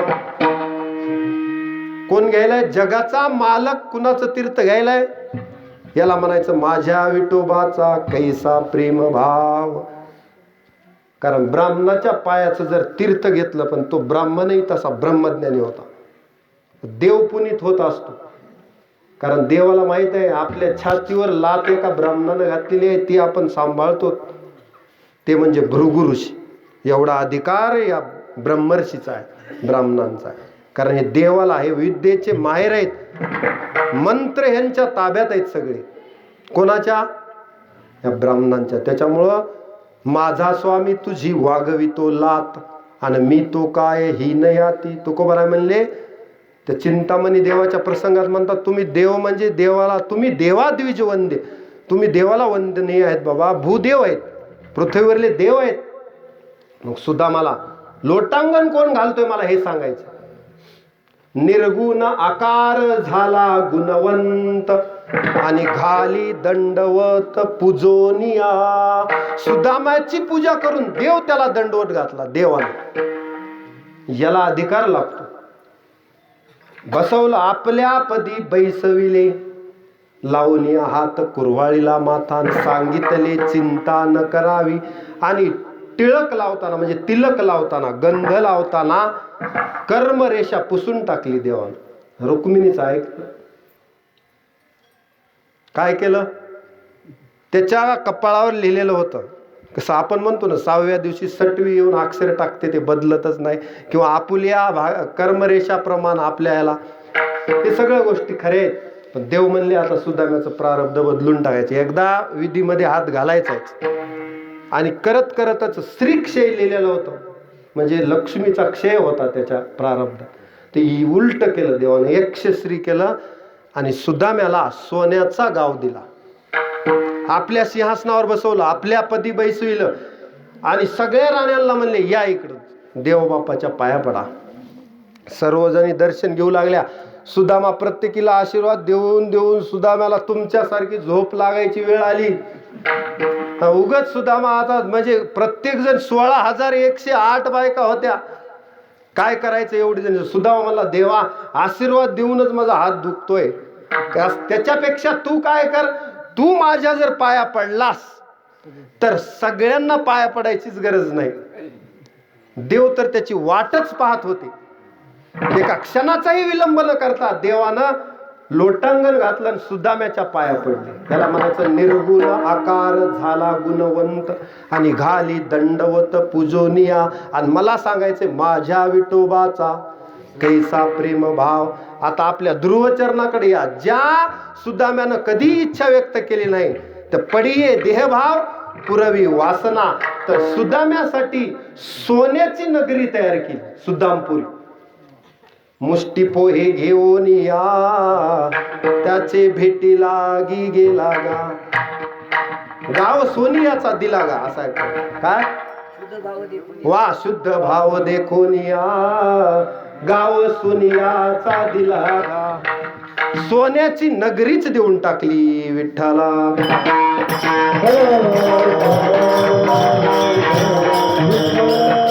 आता सोन्याची नगरी म्हणजे साधारण आहे का. याला म्हणायचं पडिये देहभाव पुरवी वासना. काय पाहिजे ते घ्या. त्याची वासना म्हणजे इच्छा सुदाम्याची पूर्ण केली. बायको लेकर मजेत राहू लागले. गावालाच फायदा झाला सगळ्या. एक भक्त जर गावात जन्माला आला, जसं ते रुक्मांगद राजा एकटाच गावात जन्माला आला, त्याची बायको कुठं कांतीपुरीची गोष्ट चालू आहे आणि मुलगा धर्मांगद.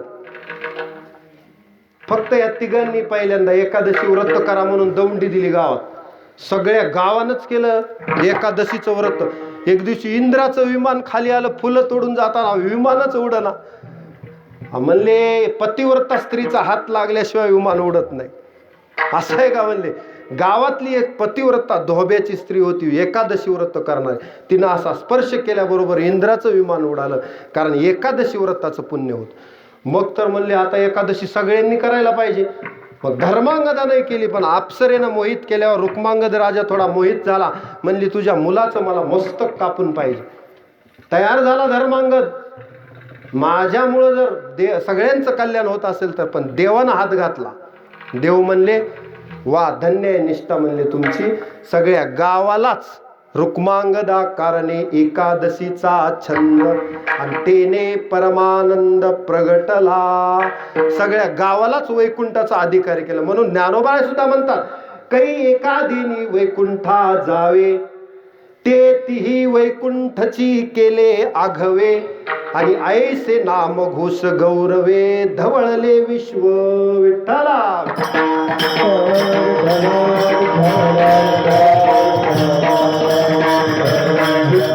असं पृथ्वी तलावर सुख आहे बरं. म्हणून नामदेवराय म्हणतात वैकुंठासी आम्हा नको धाडू हरी वास दे पंढरी सर्व काळ.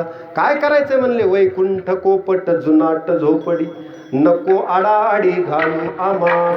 नको म्हणले हा नको म्हणले. नको वैकुंठीचा वास नको वैकुंठीचा वास आहे तया सुखा नाश आहे तया सुखा नाश. नको म्हणले. काय उपयोग आहे. अद्भुत हा रस कथा काळी नामाचा. वेळे अभावी थोडं फास्ट घेतो कारण वेळ कमी आहे आणि विषय जास्त आहे. म्हणून नको म्हणले. चला पडिये देहभाव पुरवी वासना चालू आहे. वासना उपमन्यूला आईनं पिठामध्ये पाणी कालवून दूध दिलं, कारण दूधच भेटायचं नाही. पण एक दिवशी मित्राच्या घरी प्युअर म्हशीचं निरस दूध, आपल्या इकडे काय म्हणतात निरसच का बरोबर. पाणी न घालता जे दूध असतं त्याला महिलांना माहित असं हा निक्क दूध. ते दूध पिल्यावर दुसऱ्या दिवशी पीठ कालवून दिलेलं कोणी पिईल का. हा पिठात पाणी कालवून दिलेलं दूध पिलं नाही. मग उपमन्यूनं देवाची भक्ती केली, देवाचा धावा केला तर देवानं दुधाचा समुद्र क्षीरसागरच देऊन टाकला. उपमन्या कारणे कैसी धावसी लवलाही आणि पाजी प्रेम पाना क्षीरसागरा ठाई. कशामुळं उप म्हणजे पडिये देह भाव पुरवी वासना, त्याची इच्छा पूर्ण केली का नाही? कुणाची? उपमन्यूची इच्छा पूर्ण केली म्हणून पडिये देह भाव पुरवी वासना. आणि अंती ते आपणा पासी न्यावे, म्हणजे आपल्या जवळ ठेवून घेतो पुन्हा देव. अशा भक्ताला जाऊ देत नाही. अहो एकदा उद्धवानं विचारलं देवाला, भागवतात तुम्ही ऐका, की देवा आम्ही तुझं पूजन करतो पण तू कुणाची पूजा करतोस? आमच्या देवघरात तुझी मूर्ती आहे पण तुझं देवघर मला बघायचे. हे भक्ताचा लाडका प्रश्न आहे आणि भगवंताच्या जिव्हाळ्याचा विषय आहे. देव म्हणले मी पूजा करत असताना सकाळी सकाळी ये. तर देवानं प्रल्हाद नारद पराशर पुंडरीक व्यास अंबरीश सुख शौनक भीष्म दालव्यान या सगळ्या भक्तांच्या मूर्तीची पूजा देव करत होता. म्हणजे देव कुणाची पूजा करतो? भक्ताची. एवढे भक्त देवाला आवडतात. ते प्राणापरोते आवडती मज निरुती. किती? प्राणापेक्षा जास्त आवडतात म्हणले देव. कोण? भक्त. म्हणजे इतकी देवाला भक्ताची आवड आहे. विठ्ठला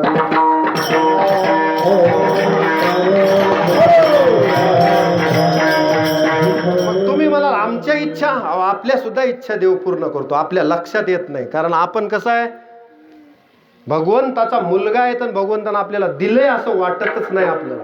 बघा तुम्ही एवढं चांगलं शरीर दिलं, नरदेह दिला, एखादी वायरिंग इकडे तिकडे होऊ द्या, मग दवाखान्यात जाऊन परेशान, ऑक्सिजन लाव, सिलेंडर लाव, व्हेंटिलेटरवर पळ, किडनीच गेली, हृदयच फेल झालं, फुफ्फुसच गेलं आणि त्याच्या किमती कोटीशिवाय नाहीत. एक जर हार्ट ट्रान्सप्लांट करायचं, लिव्हर ट्रान्सप्लांट करायचं, काहीतरीच करायचं, बायपासच करायची, हे नवीन नवीन नाव आहेत बाबा, आहेत की नाही? हे म्हणजे ह्या शरीरात जर बिघाड झाला तर किती पैसा खर्च होतो. मग फुकट दिलेला नरदेह आपल्याला कळतो का?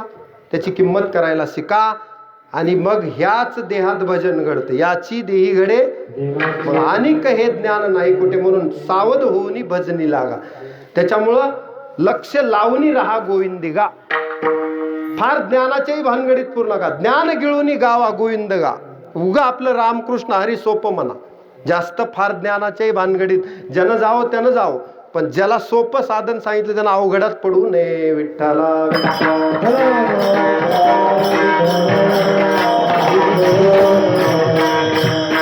पण ये देहभाव पुरवी वासना, मग अंती ते आपण पासी न्यावे. आपल्या जवळच ठेवून घेतो त्यांना. तर देवाच्या हृदयातच कुणाचा वास असतो? संतांचा आणि भक्तांचा. म्हणून आपल्या जवळ ठेवतो. बर देवा, भक्तावर कधी संकट आलं तर अभंगाचं 3रं चरण. मागे पुढे उभा राहायचा माणिक, मागे पुढे उभा राहायचा माणिक, मागे पुढे उभा राहायचा माणिक, मागे पुढे उभा राहायचा माणिक,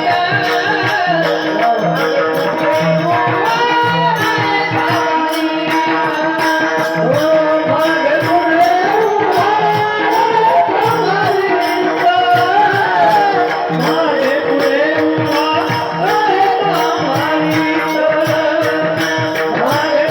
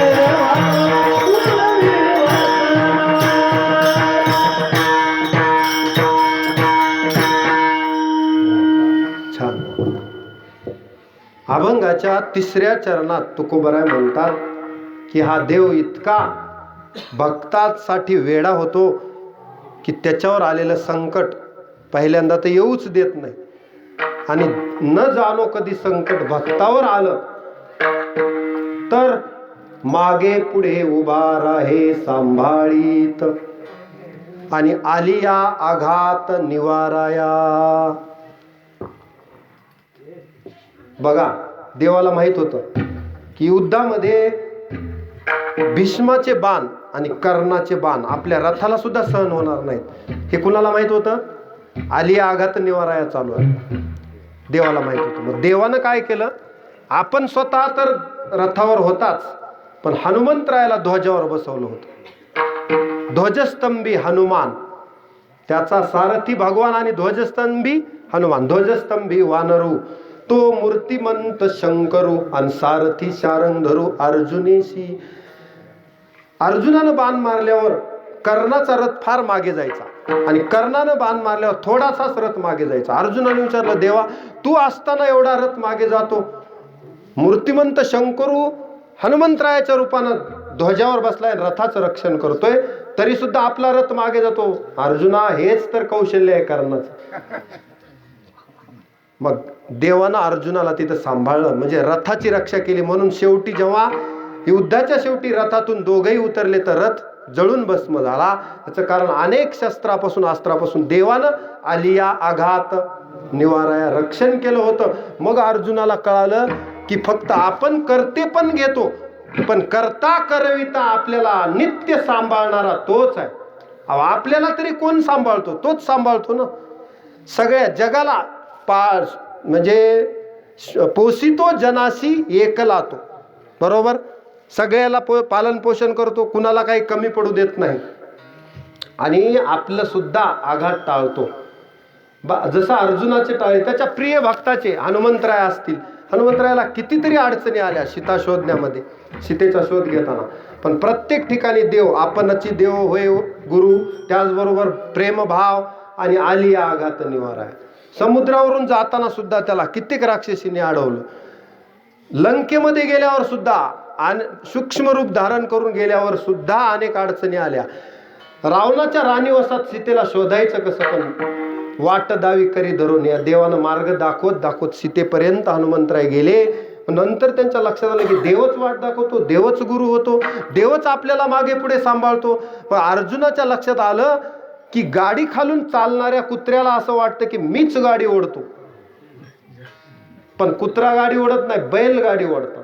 पण कुत्र्याला मोकळाच अभिमान वाटतो, माझ्यामुळं सगळं होते.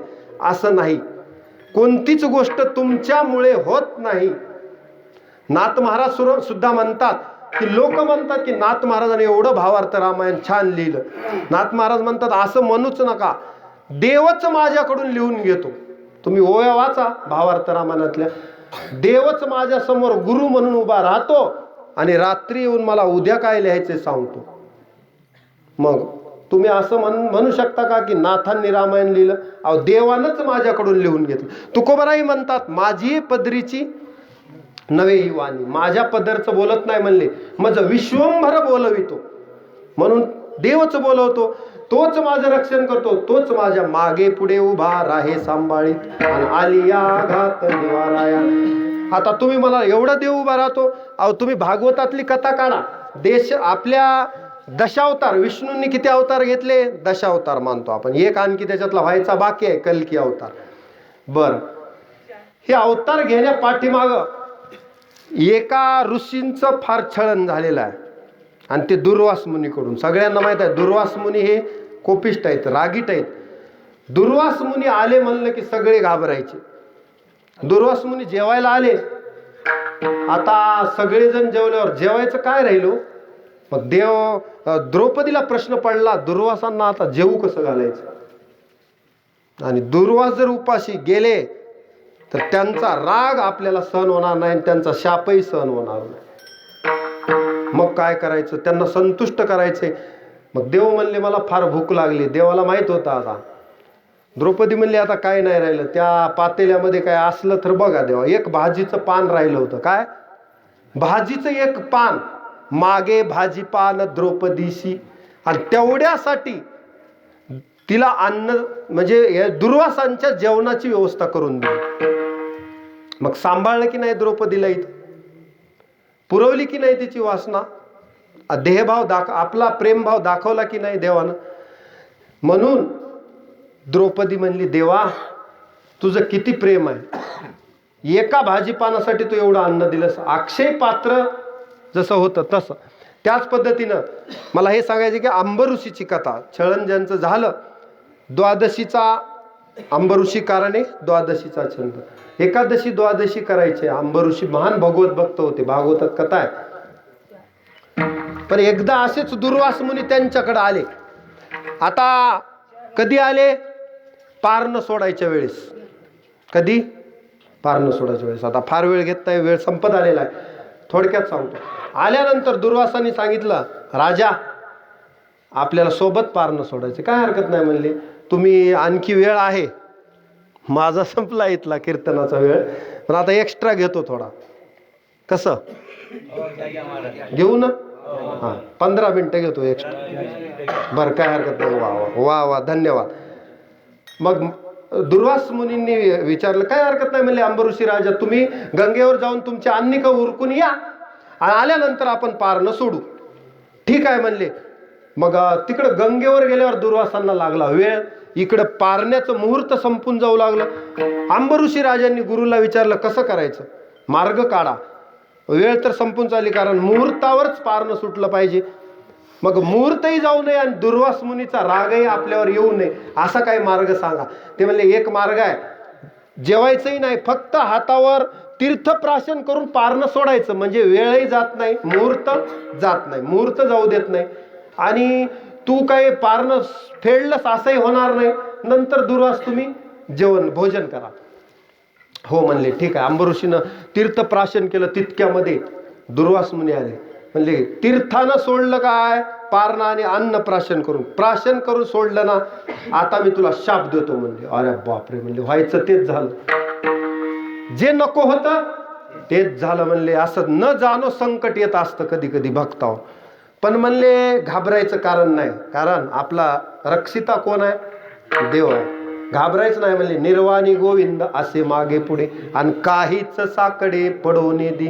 आपल्याला काय अडचण आहे म्हणले, देवावर भार घालून टाकू, जे होईल ते होईल. कोण म्हणले?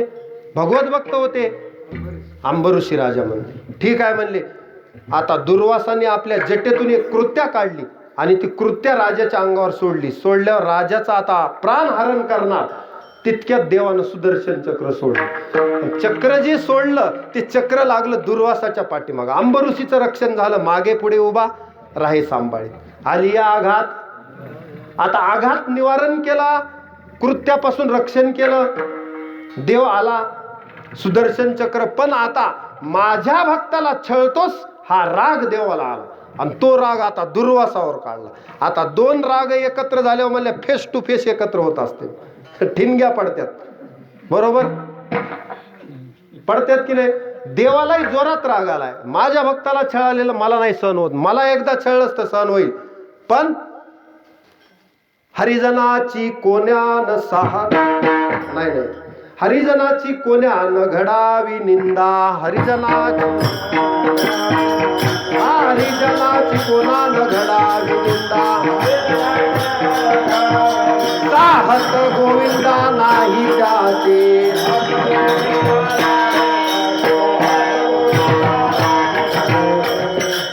थोडं चुकलं आपलं प्रमाण. हरिजनाची कोणा न घडावी निंदा आणि साहत गोविंदा नाही त्याचे. देवाचा तिळपापड झाला माझ्या भक्ताचं छळ. हा दुर्वास हा छळो आला अंबऋषी आणि सुदर्शन त्याशी जाळीत फिरे. मग सुदर्शन सोडल्यावर त्रिलोकात फिरले. कोण? दुर्वास. कुणच थारा दिला नाही. ब्रह्मा विष्णू महेश म्हणले हमारे बस की बात नहीं है. हा जिस कारण ये हुआ है उनके पास जाओ. बघ परत यावं लागलं, माफी मागितली अंबऋषीची दुर्वासांनी. हा छळू नये, छळलो म्हणले, हरिभक्ताला छळू नये कधीच. हरिभक्ताचं देवाला साहत गोविंदा नाही त्याचे.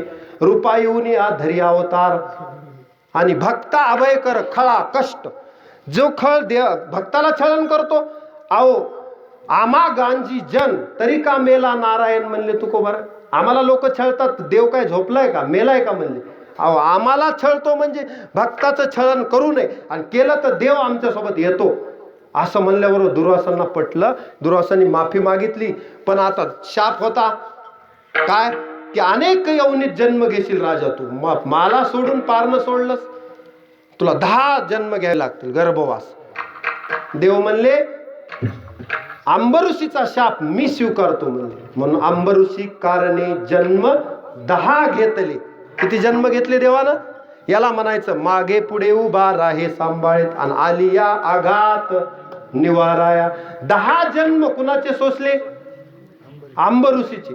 अंबऋषी कारणे जन्म 10 घेतले असं संतांचं वर्णन आहे. विठाला विठाला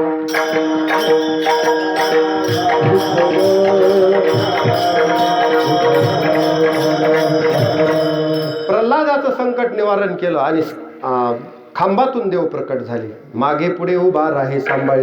गोकुळामध्ये इंद्रपूजा केल्यावर सगळे हो म्हणले इंद्रपूजेला पहिल्यांदा.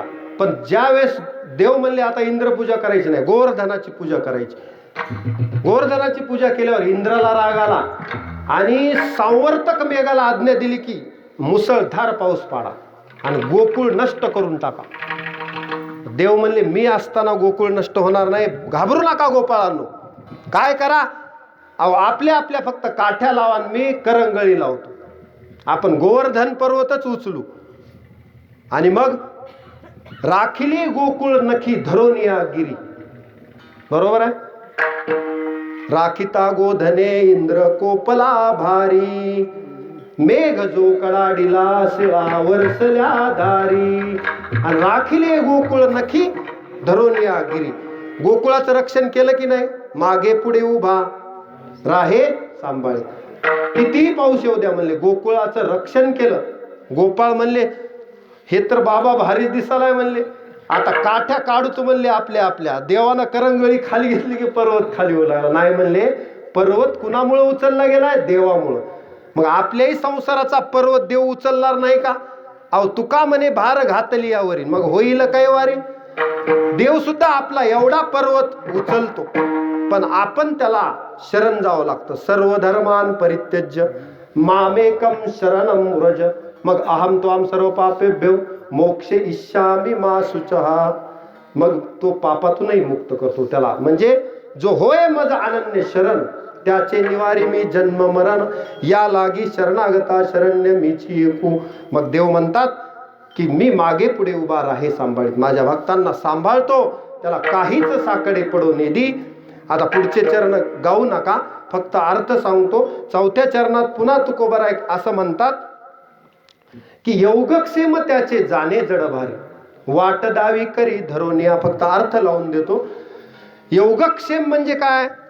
योग म्हणजे जे अप्राप्त गोष्ट आहे ती प्राप्त करून देणं, आणि क्षेम म्हणजे प्राप्त गोष्टीचं रक्षण करणं. समजा तुम्ही कष्टानं धन मिळवलं, हे झाला योग, आणि ते सांभाळून ठेवलं पाहिजे, जतन केलं पाहिजे. चोरापासून भीती आहे, मग त्याला म्हणायचं क्षेम. मग देव दोन्ही कामं करतो, देतोही आणि सांभाळतोही. योगक्षेम म्हणजे उदरनिर्वाहच नाही, तुमच्या पोटाची चिंता देवालाच आहे, सगळ्यांचीच आहे. कारण देवालाच चिंता आहे आपली. आणि आणखी कोणत्या तरी महापुरुषाचं पुण्य शिल्लक आहे म्हणून आपल्याला खायला अन्न पाणी भेटत आहे. लक्षात ठेवा, कोणत्या तरी संताचं पुण्य आहे. नाही तर कलियुगात तर पापा देती अनुमोदन. कलियुगात सगळं पाप वाढले. कलीमध्ये भयानक पाप आहे, भयानक, साधारण पाप नाही. आणि असल्या पापी कलियुगामध्ये आपला जन्म आहे. पण त्याच्यात एक चांगली गोष्ट आहे, आठवावे पाय विठोबाचे.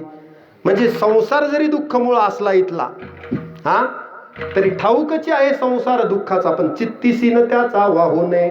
मग आपण काय करायचं? देवाला शरण जाऊन नाम चिंतन करायचं. कलियुग असो का कोणतं युग असो, नाम चिंतन करून आपला आपण उद्धार करून घ्यायचा. इतराकडं बघायचं नाही. कलियुगामध्ये दुसरा काय करतो याच्याकडे बघायचं नाही. माझा उद्धार मलाच करायचा आहे. उद्धरेदात मनात्मानम. आणि मला उद्धार करण्यासाठी मला उठावं लागेल, मला देवाच्या चिंतनात आयुष्य घालवावं लागेल. नाही तर काय जन्मा येऊन या केली म्या जोडी हाच घडोघडी चित्ता येतो आठव. तुकोबराय म्हणतात येथे अवघे वाया गेले दिसती सायास. तुका म्हणे नास दिसे झाल्या वेचाचा. काय म्हणले आयुष्य फुकट जाते का? अहो आता कोरोनातून सगळे वाचलेत दुसऱ्या लाटातून. आता तरी देवाला म्हणावं काय उरले ते हरी तुम्हा समर्पण. म्हणजे काय बरवे झाले आजीवरी नाही सापडलो मृत्यूचे आहारी. माझ्या सोबतचे बरेच गेले कधी ह्या दुसऱ्या लाटेत, पण आपण टिकलोत राहिलोत म्हणजे जगून वाचून राहिलोत. म्हणजे बरवे झाले आजीवरी नाही सापडलो मृत्यूचे आहारी. वाचून आलो येथवरी मग उरले ते हरी तुम्हा समर्पण. म्हणून समर्पित व्हा, देवाला शरण जा. जगाला कोणत्या पुढाऱ्याला शरण जाण्यापेक्षा देवाला शरण जा. माझ्या विठोबाचा कैसा प्रेमभाव तो तुम्हाला शरण आल्यावर उद्धार केल्याशिवाय राहणार नाही. कारण दीन आणि दुर्बळाशी सुखराशी हरिकथा. दुसरीकडे तुम्हाला कुठंच तुम्हाला तारणहार कोणी भेटणार नाही एका देवाशिवाय. म्हणून तारू भवसागरीचे. आणि इथं उच्च नीच अधिकारी कसलेही असू द्या अधिकारी इथं तरुण जातात, कारण देवाचं वचन आहे नमे भक्त प्रणश्यते. माझा भक्त कधीच नाश पावत नाही. माझ्या भक्ताचा योगक्षेम मी चालवतो. काय अनन्यास चिंतयंतो माम ए जना पर्युपासते तेषां नित्याभियुक्तानाम योगक्षेमं वहाम्यहम. त्यालाच म्हणायचं योगक्षेम त्याचे जाणे जड भारी आणि वाट दावी करी धरोनिया. मी जर चुकलो तर देवच मला वाट दाखवणार आहे. अहो 5 फूट बॅटरी एकदा उजेड दाखवते, 5 फूट चालत त्याच्या पुढचं 5 फूट आणखी दाखवते. नाही मला एकदाच इथून जायचंय दुसऱ्या गावाला, एकदाच बॅटरीनं उजेड दाखवा. थोडा थोडा वाट दावी करी धरोनिया. अहो त्या बिल्वमंगल अंध होता, त्याला वाट सापडत नव्हती. देवानं त्याला हाताला धरून दर्शन दिलं. सूरदास अंध असून दर्शन दिलं. आपण तर डोळस आहेत, पण आपल्या डोळ्यातला धूर नका डोळे धुरे भरून राहू. सावध व्हा. ते कशाला भजन कीर्तन त्याच्यासाठीच आहे. आपल्याला जागृती दिली संतांनी. जागृत व्हा बाबांनो, जागृत व्हा. उठा जागे व्हा रे आता, स्मरण करा पंढरीनाथा. ही जागृती आहे संतांची. विठ्ठला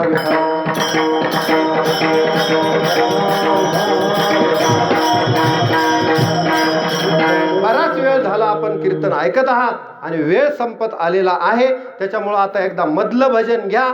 सर्वांनी प्रेमानं हात वर करा आणि मुखे नाम आणि हातानं टाळी. तर महादोषाला होळी होत असते.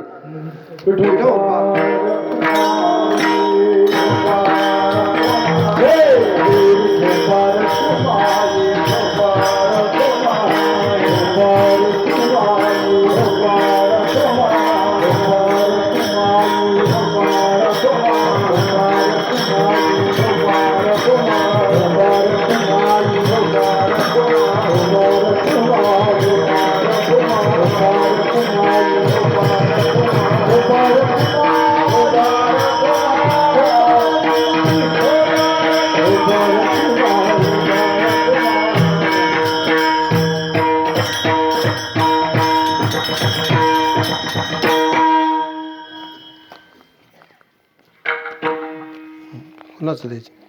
माझं पूर्ण क्लिअर ह्याच्यावर पुन्हा लिहून देतो. लिहून देतो. म्हणजे त्यांचं म्हणणं की नाव सांगा. म्हणजे नाव मी सांगितलं पहिल्यांदा सुद्धा, मुंजादेव महाराज मुंडे गुरुजी. म्हणजे त्याच्यावर नाव झालं नामदेव. तुम्हाला म्हणलं, तुम्ही मला नामदेव करून टाकलं. चला म्हणलं नामदेवाच्या एरियामध्ये जायचंय आपल्याला. नामदेव तर नामदेव, मुंजादेवचं नामदेव, काय फरक झाला आहे ना. आई वडिलांनी जे नाव ठेवलं तर नावासारखं आपल्याला पुढे चालावं लागेल ना. नाम हाच देवन, देव हाच नाम. ज्या नामदेवरायांनी केलं तर तसं तर आम्ही शिक्षक आहेत, आम्ही विद्यार्थ्यांना घडवतो. प्राथमिक शिक्षक आहे मी. म्हणजे ह्या गावाला ओळख पाहिजे. पहिल्यांदाच आलो मी या गावामध्ये, इतक्या दूर पहिल्यांदा आलो. आमचं गाव गंगाखेड. आता भाषेमध्ये थोडासा फरक असेल इकडला तिकडला. आमच्या बोलण्यामध्ये कुणाला काही वाईट शब्द वाटू नये, भाषेचा परिणाम असतो तो. हां चला पुढे आपलं चालू आहे. तुकोबराय देवाला म्हणतात, देवा एवढा प्रेमभाव ठेवतोस रे तू आमच्यावर, किती सांभाळतोस आम्हाला, किती सांभाळतोस. पण आम्ही मात्र तुझी कदर करत नाही. तुझ्या प्रेमाचीच कदर नाही आम्हाला. तू मला झोपवतोस, झोपेतून उठवतोस, ही तुझी किमया आहे. घेतो झोप सुखे फिरून उठतो ही ईश्वराची दया. स्वच्छ सूर्यप्रकाश देतोस, हवा देतोस, ऑक्सिजन देतोस. आम्ही कधी कुठं अर्ज केला नाही ऑक्सिजन मिळण्याबाबत, सूर्यप्रकाश कोणत्या तहसीलला गेलो नाही तरी तू फुकट दिलंस.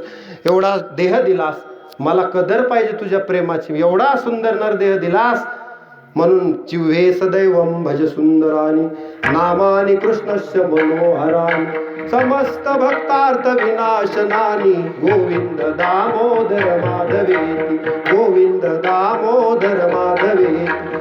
सतत जिबीनं गोविंद दामोदर माधव म्हणत जावं माणसानं, कारण त्या गोपिका दहीदूध घ्या म्हणत नव्हत्या. विक्रेतू कामा किल गोविंद घ्या गोविंद घ्या गोविंद घ्या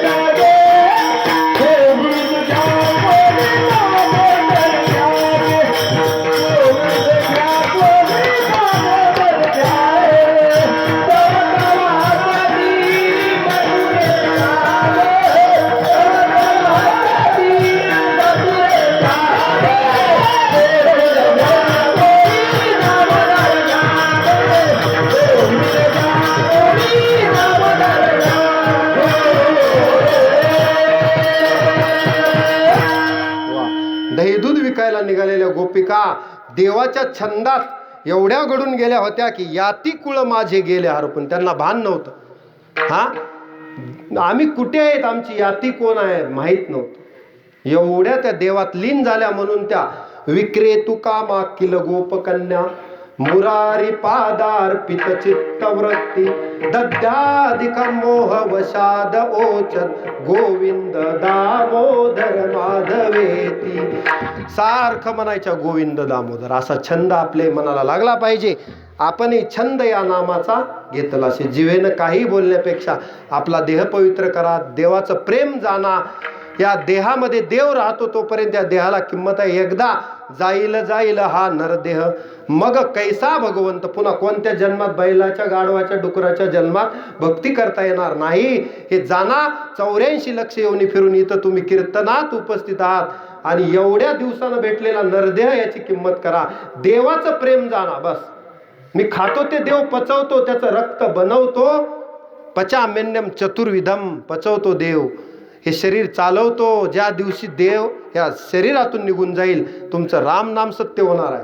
4 जणाच्या खांद्यावर जावला. एरवी तुम्ही 10 मजले चढून जाणारं शरीर देवानं जर असहकार आंदोलन केलं तर मात्र 4 जणाला न्यावं लागतं. त्याचे त्या मालकाला जाता येत नाही. पण फार कोणी अभिमान धरत बसू नका. फार काळ इथं राहण्यासाठी आपण आलेलो नाहीत. हा मृत्यू लोक आहे. मरणाची जरा आठवण ठेवा आणि देवाच्या भजनाला लागा.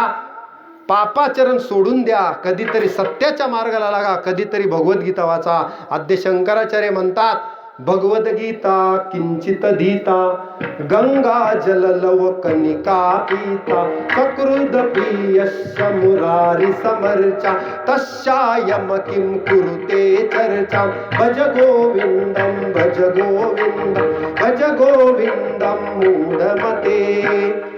काय म्हणतात? भगवद्गीता किंचित दिता. थोडी तरी भगवद्गीता वाचा. विष्णू सहस्त्रनाम म्हणा. कधीतरी त्या मुरारी भगवंताची पूजा करा. मुलांनो तुमचं रक्षण होणार नाही. गोविंद गोविंद म्हणा. भज गोविंदम भज गोविंदम म्हणा. कारण सर्व विश्वाचं सार देव आहे आणि त्याच्यापासून दूर जाऊ नका. कोणत्या तरी जन्मात भक्ती करून उद्धरून जा. म्हणून तुकोबरायचा 88 आहे.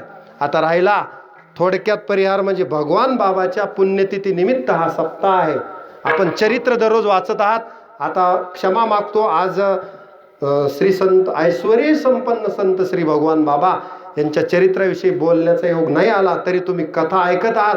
पण बाबांना वंदन करतो, कारण असे संत आपल्या भूमीत जन्माला आले. मी मगाच सांगितलं की संत सगळ्या धरित्रीला पूर्ण त्रिलोकाला पावन करत असतात. कुलम पवित्रम जननी कृतार्था वसुंधरा पुण्यवतीचे येणं. असे ऐश्वर्य संपन्न संत श्री संत भगवान बाबा यांच्या चरित्राचा तुम्ही अभ्यास करा. आणि त्यांच्या सहवासात राहून आपला जीवाचा उद्धार करून घ्या. कारण हे संत आपल्या उद्धरावया आले दीनजन आपल्यासाठी आलेले असतात. ते वैकुंठाचेच अधिकारी असतात. आता प्रमाण घेत नाही. आम्ही वैकुंठवासी आलो याची कारणाशी. कशासाठी आलो आम्ही? बोलिले जे ऋषी साच भावे वर्तया, झाडू संताचे मार्ग आडराणी भरले जग. आपला उद्धार करायला ब्रह्ममूर्ती संत जगी अवतरले म्हणून संत भगवान बाबांचा उपदेश आपण शिरोधार्य मानला पाहिजे आणि त्यांनी सांगितलेल्या मार्गाने चाललं पाहिजे. हेच खरं संत भगवान बाबांना वंदन आहे. एवढं आजच्या दिवशी सांगतो, बाकी नंतर कधीतरी पाहू. आता अभंगाच्या शेवटच्या चरणात तुकोबाराय म्हणतात, ज्या कुणाला आत्ता सांगितलेल्या गोष्टीवर विश्वास नाही त्यांनी पुराण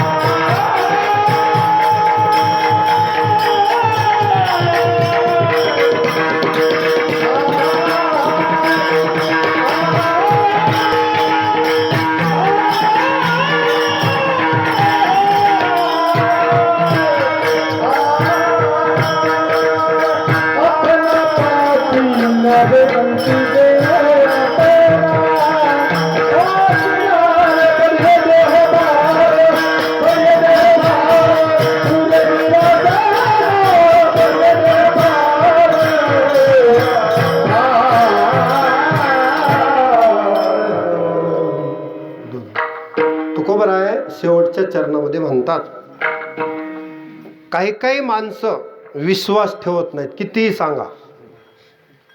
म्हणून देव सुद्धा भगवद्गीतेत शेवटी म्हणतात की इदम ते ना तपस्काय ना भक्ताय कदाचन न चासु सृष्वे वाच्यम न च माम योभ्यसूयती.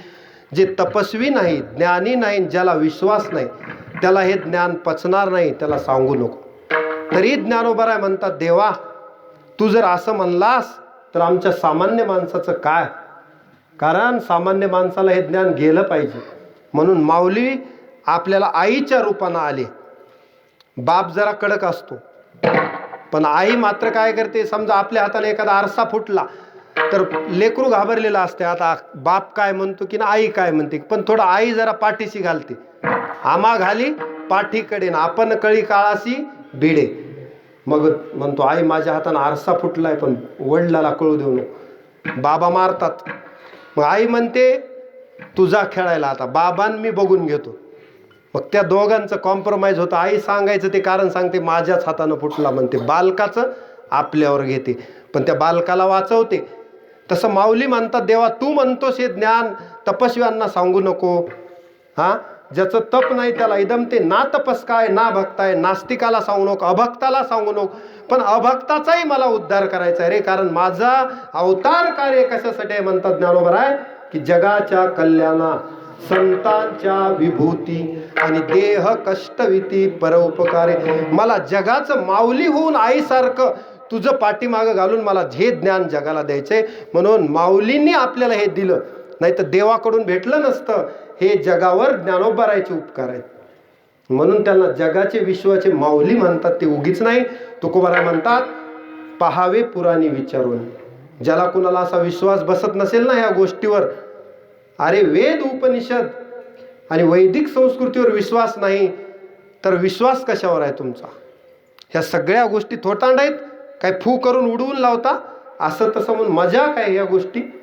अरे ही नारदाची गादी कितीतरी याच्यानं मिळालेली आहे आपल्याला.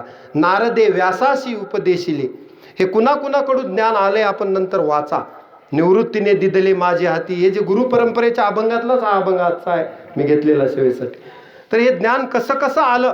हंसरूपी ब्रह्मा उपदेशी श्रीहरी, ते गुजविदाता सांगे नारदासी, आणि नारदे व्यासासी उपदेशिले. तिथून आपल्याला ही परंपरा आली.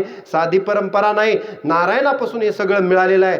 देवाच्या श्वासातून वेदांची निर्मिती आहे. अपौरुषेय वेद आहेत, उपनिषद आहेत, 18 पुराण आहेत, ब्रह्मसूत्र आहेत, ज्ञानेश्वरी आहे, गाथा आहेत, रामायण आहे, महाभारत आहे. ही आपली संपदा आहे. संपदा ही जतन करून ठेवा. एवढं जरी आजच्या कीर्तनातून घेतलं आणि हे याच्यातून आपल्या पिढीवर संस्कार होणार आहेत. आणि आपल्यासाठी हा जीव की प्राण आहे, म्हणून आपल्या वैदिक संस्कृतीचं रक्षण करायला शिका. या जन्मात आपण जर रक्षण नाही केलं तर देव कदापि आपल्याला माफ करणार नाही, संत कदापि आपल्याला माफ करणार नाहीत. म्हणून भगवान बाबाच्या चरणी एवढं तरी घ्या की बाबांनी सांगितलेला उपदेश आपल्या जीवनात आणा. जीवनाचं सोनं झाल्याशिवाय राहणार नाही. आणि उद्धाराचा संदेह नाही, याच्या काही सेवका. त्याचा उद्धार होणार नाही असं होणारच नाही, उद्धार होणारच. देवाचं वचन आहे. म्हणून नाही कल्याण कृत कश्चित दुर्गतीम तात गच्छति. माझा भक्त कधी दुर्गतीला प्राप्त होत नाही. त्या भक्तासाठी मी सदैव उभा आहे. इह जन्मने जन्मांतरी वा, त्याचा इहलोक बी ठीक करतो आणि परलोकही, दोन्ही मार्ग सुकर करून देतात. हरिपाठात असे प्रमाण आहेत, तुम्ही वाचा की मागील या जन्मा मुक्त झालो, यमे कुळगोत्र वर्जिले. हे फायदेच आहेत. काय सगळे फायदे आहेत. पापाचे कळप पळती पुढे. आपलं सगळं पाप ताप दैन्य घालायचं असेल तर ह्या ज्ञानगंगेत पवित्र व्हा, नाहून निघा. एवढा उपदेश आजच्या दिवशी नारदाच्या गादीवरून तुकोबरायच्या वतीनं करतो. कारण नो हे हा उपदेश तुमचे बडबडिलो शेष. माझा उपदेश नाही, नो हे माझी वाणी पदरीची. मज क्षमा करणे संती, नो हे अंगभूत युक्ती. म्हणून बोलण्याच्या ओघात स्वर बाजूला गेला असेल, पण आमच्या गायनाचार्यांनी, मृदंगाचार्यांनी आणि मला महाराजांनी सांगितलं होतं की विषय जास्त बोला महाराज, स्वराकडे थोडं लक्ष आज देऊ नका. म्हणजे फास्टमध्ये घ्या पण विषय जास्त घ्या. आमचे मधुकर महाराजांची सूचना होती की विषयाला थोडा वेळ द्या. मग त्या न्यायानुसार आमच्या गायनाचार्यांनी प्रमाण फार दिले नाहीत, म्हणजे मोजकेच आणि तेवढे पाहिजेच. त्यानुसार योग्य सेवा करण्याचा प्रयत्न केला. वेळ जास्त झाला, परंतु मी माफी मागून वेळ घेतला होता. 9 ते 11 म्हणजे 2 तास झालं तरी आपल्याला बोलत राहावं वाटतं. मी या गावकऱ्यांचे आभार मानतो. एवढा भव्य दिव्य सप्ताह आपल्या गावात चालतो. हा नाम सप्ताह, हा ज्ञानयज्ञ. या ज्ञानयज्ञात सर्वजण येऊन हा ज्ञानयज्ञ कशासाठी आहे? कारण देव म्हणतात गीतेत की हे जे ज्ञान आहे तो भक्तापर्यंत घेऊन जातो, तो मला प्रिय आहे. नच तस्मान मनुष्येषु कश्चिन मे प्रियकृतम भविता नच मे तस्माद अन्य प्रियतरो भुवी. असा यव मद भक्त समे प्रिय. हा असा भक्त मला प्रिय आहे. जसं 12व्या अध्यायात 36 लक्षणं सांगितले, तो भक्त मला प्रिय आहे. तसा या ज्ञानयज्ञानं संतुष्ट करणारा आणि ज्ञानदानासारखं खात्रीलायक साधन तरुण जाण्यासाठी तरी दुसरं नाही. कारण कुरुते गंगा सागर गमनम वृत्त परिपालम अथवा दानम पण ज्ञानविहीन सर्व मतेनं मुक्तिम न भजती जन्मशतेनं. शतजन्म जरी घेतले तर ज्ञानाशिवाय मोक्ष नाही. म्हणून हे ज्ञान आपण घेतलं पाहिजे, ते संतांकडून घेतलं पाहिजे, अधिकारवाणीनं घेतलं पाहिजे आणि आपला उद्धार करून घेतला पाहिजे. यासाठी आपण जागरूक पाहिजे, सदैव अलर्ट पाहिजे. अलर्ट त्याला म्हणायचं, जागृत. कारण काळ कधी येऊन झडप घालील माहीत नाही, वेळ कधी जाईल पुन्हा हा होत नाही. त्याच्यामुळं फार लवकर, फार तातडीनं आणि सतत, जसं एखाद्या कुणब्याच्या घरी जर मडं जरी पडलं तरी तो पेरणी सोडित नाही. मडे झाकून या करी ती पेरणी आणि कुणबियाची वाणी लवला आहे. मग या परी काय वाडे स्वहिताचे म्हणले. कुणब्याला म्हणलं जरा थांबावं, पेरणीचं टाइम नाही, नाही तुमचं काम नंतर. कारण ओठीच्या परीस मुठीचे ते वाढे आणि या परी कैवाडे स्वहिताचे. अहो मुठीला आणि ओटीला फरक पडतंय म्हणते कुणबी, पण पेरणी सोडत नाही. कारण पेरणी सोडली तर वर्षभर काय करायचं. म्हणून ही पेरणी आहे सप्ताह. म्हणजे इथं मात्र हा लाभ चुकवायचा नाही. बरवी ही वेळ सापडली संधी हे झाली बुद्धी संचिताची. कोणातरी जन्माच्या पुण्याईनं तुम्ही या मंडपात बसलात, नाही तर या जगात काही नाहीतरी काय थोडी श्वान सुकरे बापुडी. म्हणून धन्य आम्ही जन्मालो आणि दास विठोबाचे झालो. आता थोडक्यात वाणीला पूर्णविराम देतो. सर्वांना धन्यवाद. या ठिकाणी सप्ताहात मला बोलवलं, माझा जास्तीचा वेळही आपण सहन केला त्याबद्दल मी क्षमा मागून या ठिकाणी माझ्या वाणीला पूर्णविराम देतो. आणि आजची सेवा हनुमंतरायाच्या चरणी, भगवान शंकराच्या चरणी समर्पित करतो. वाणीला पूर्णविराम. ज्ञानेश्वर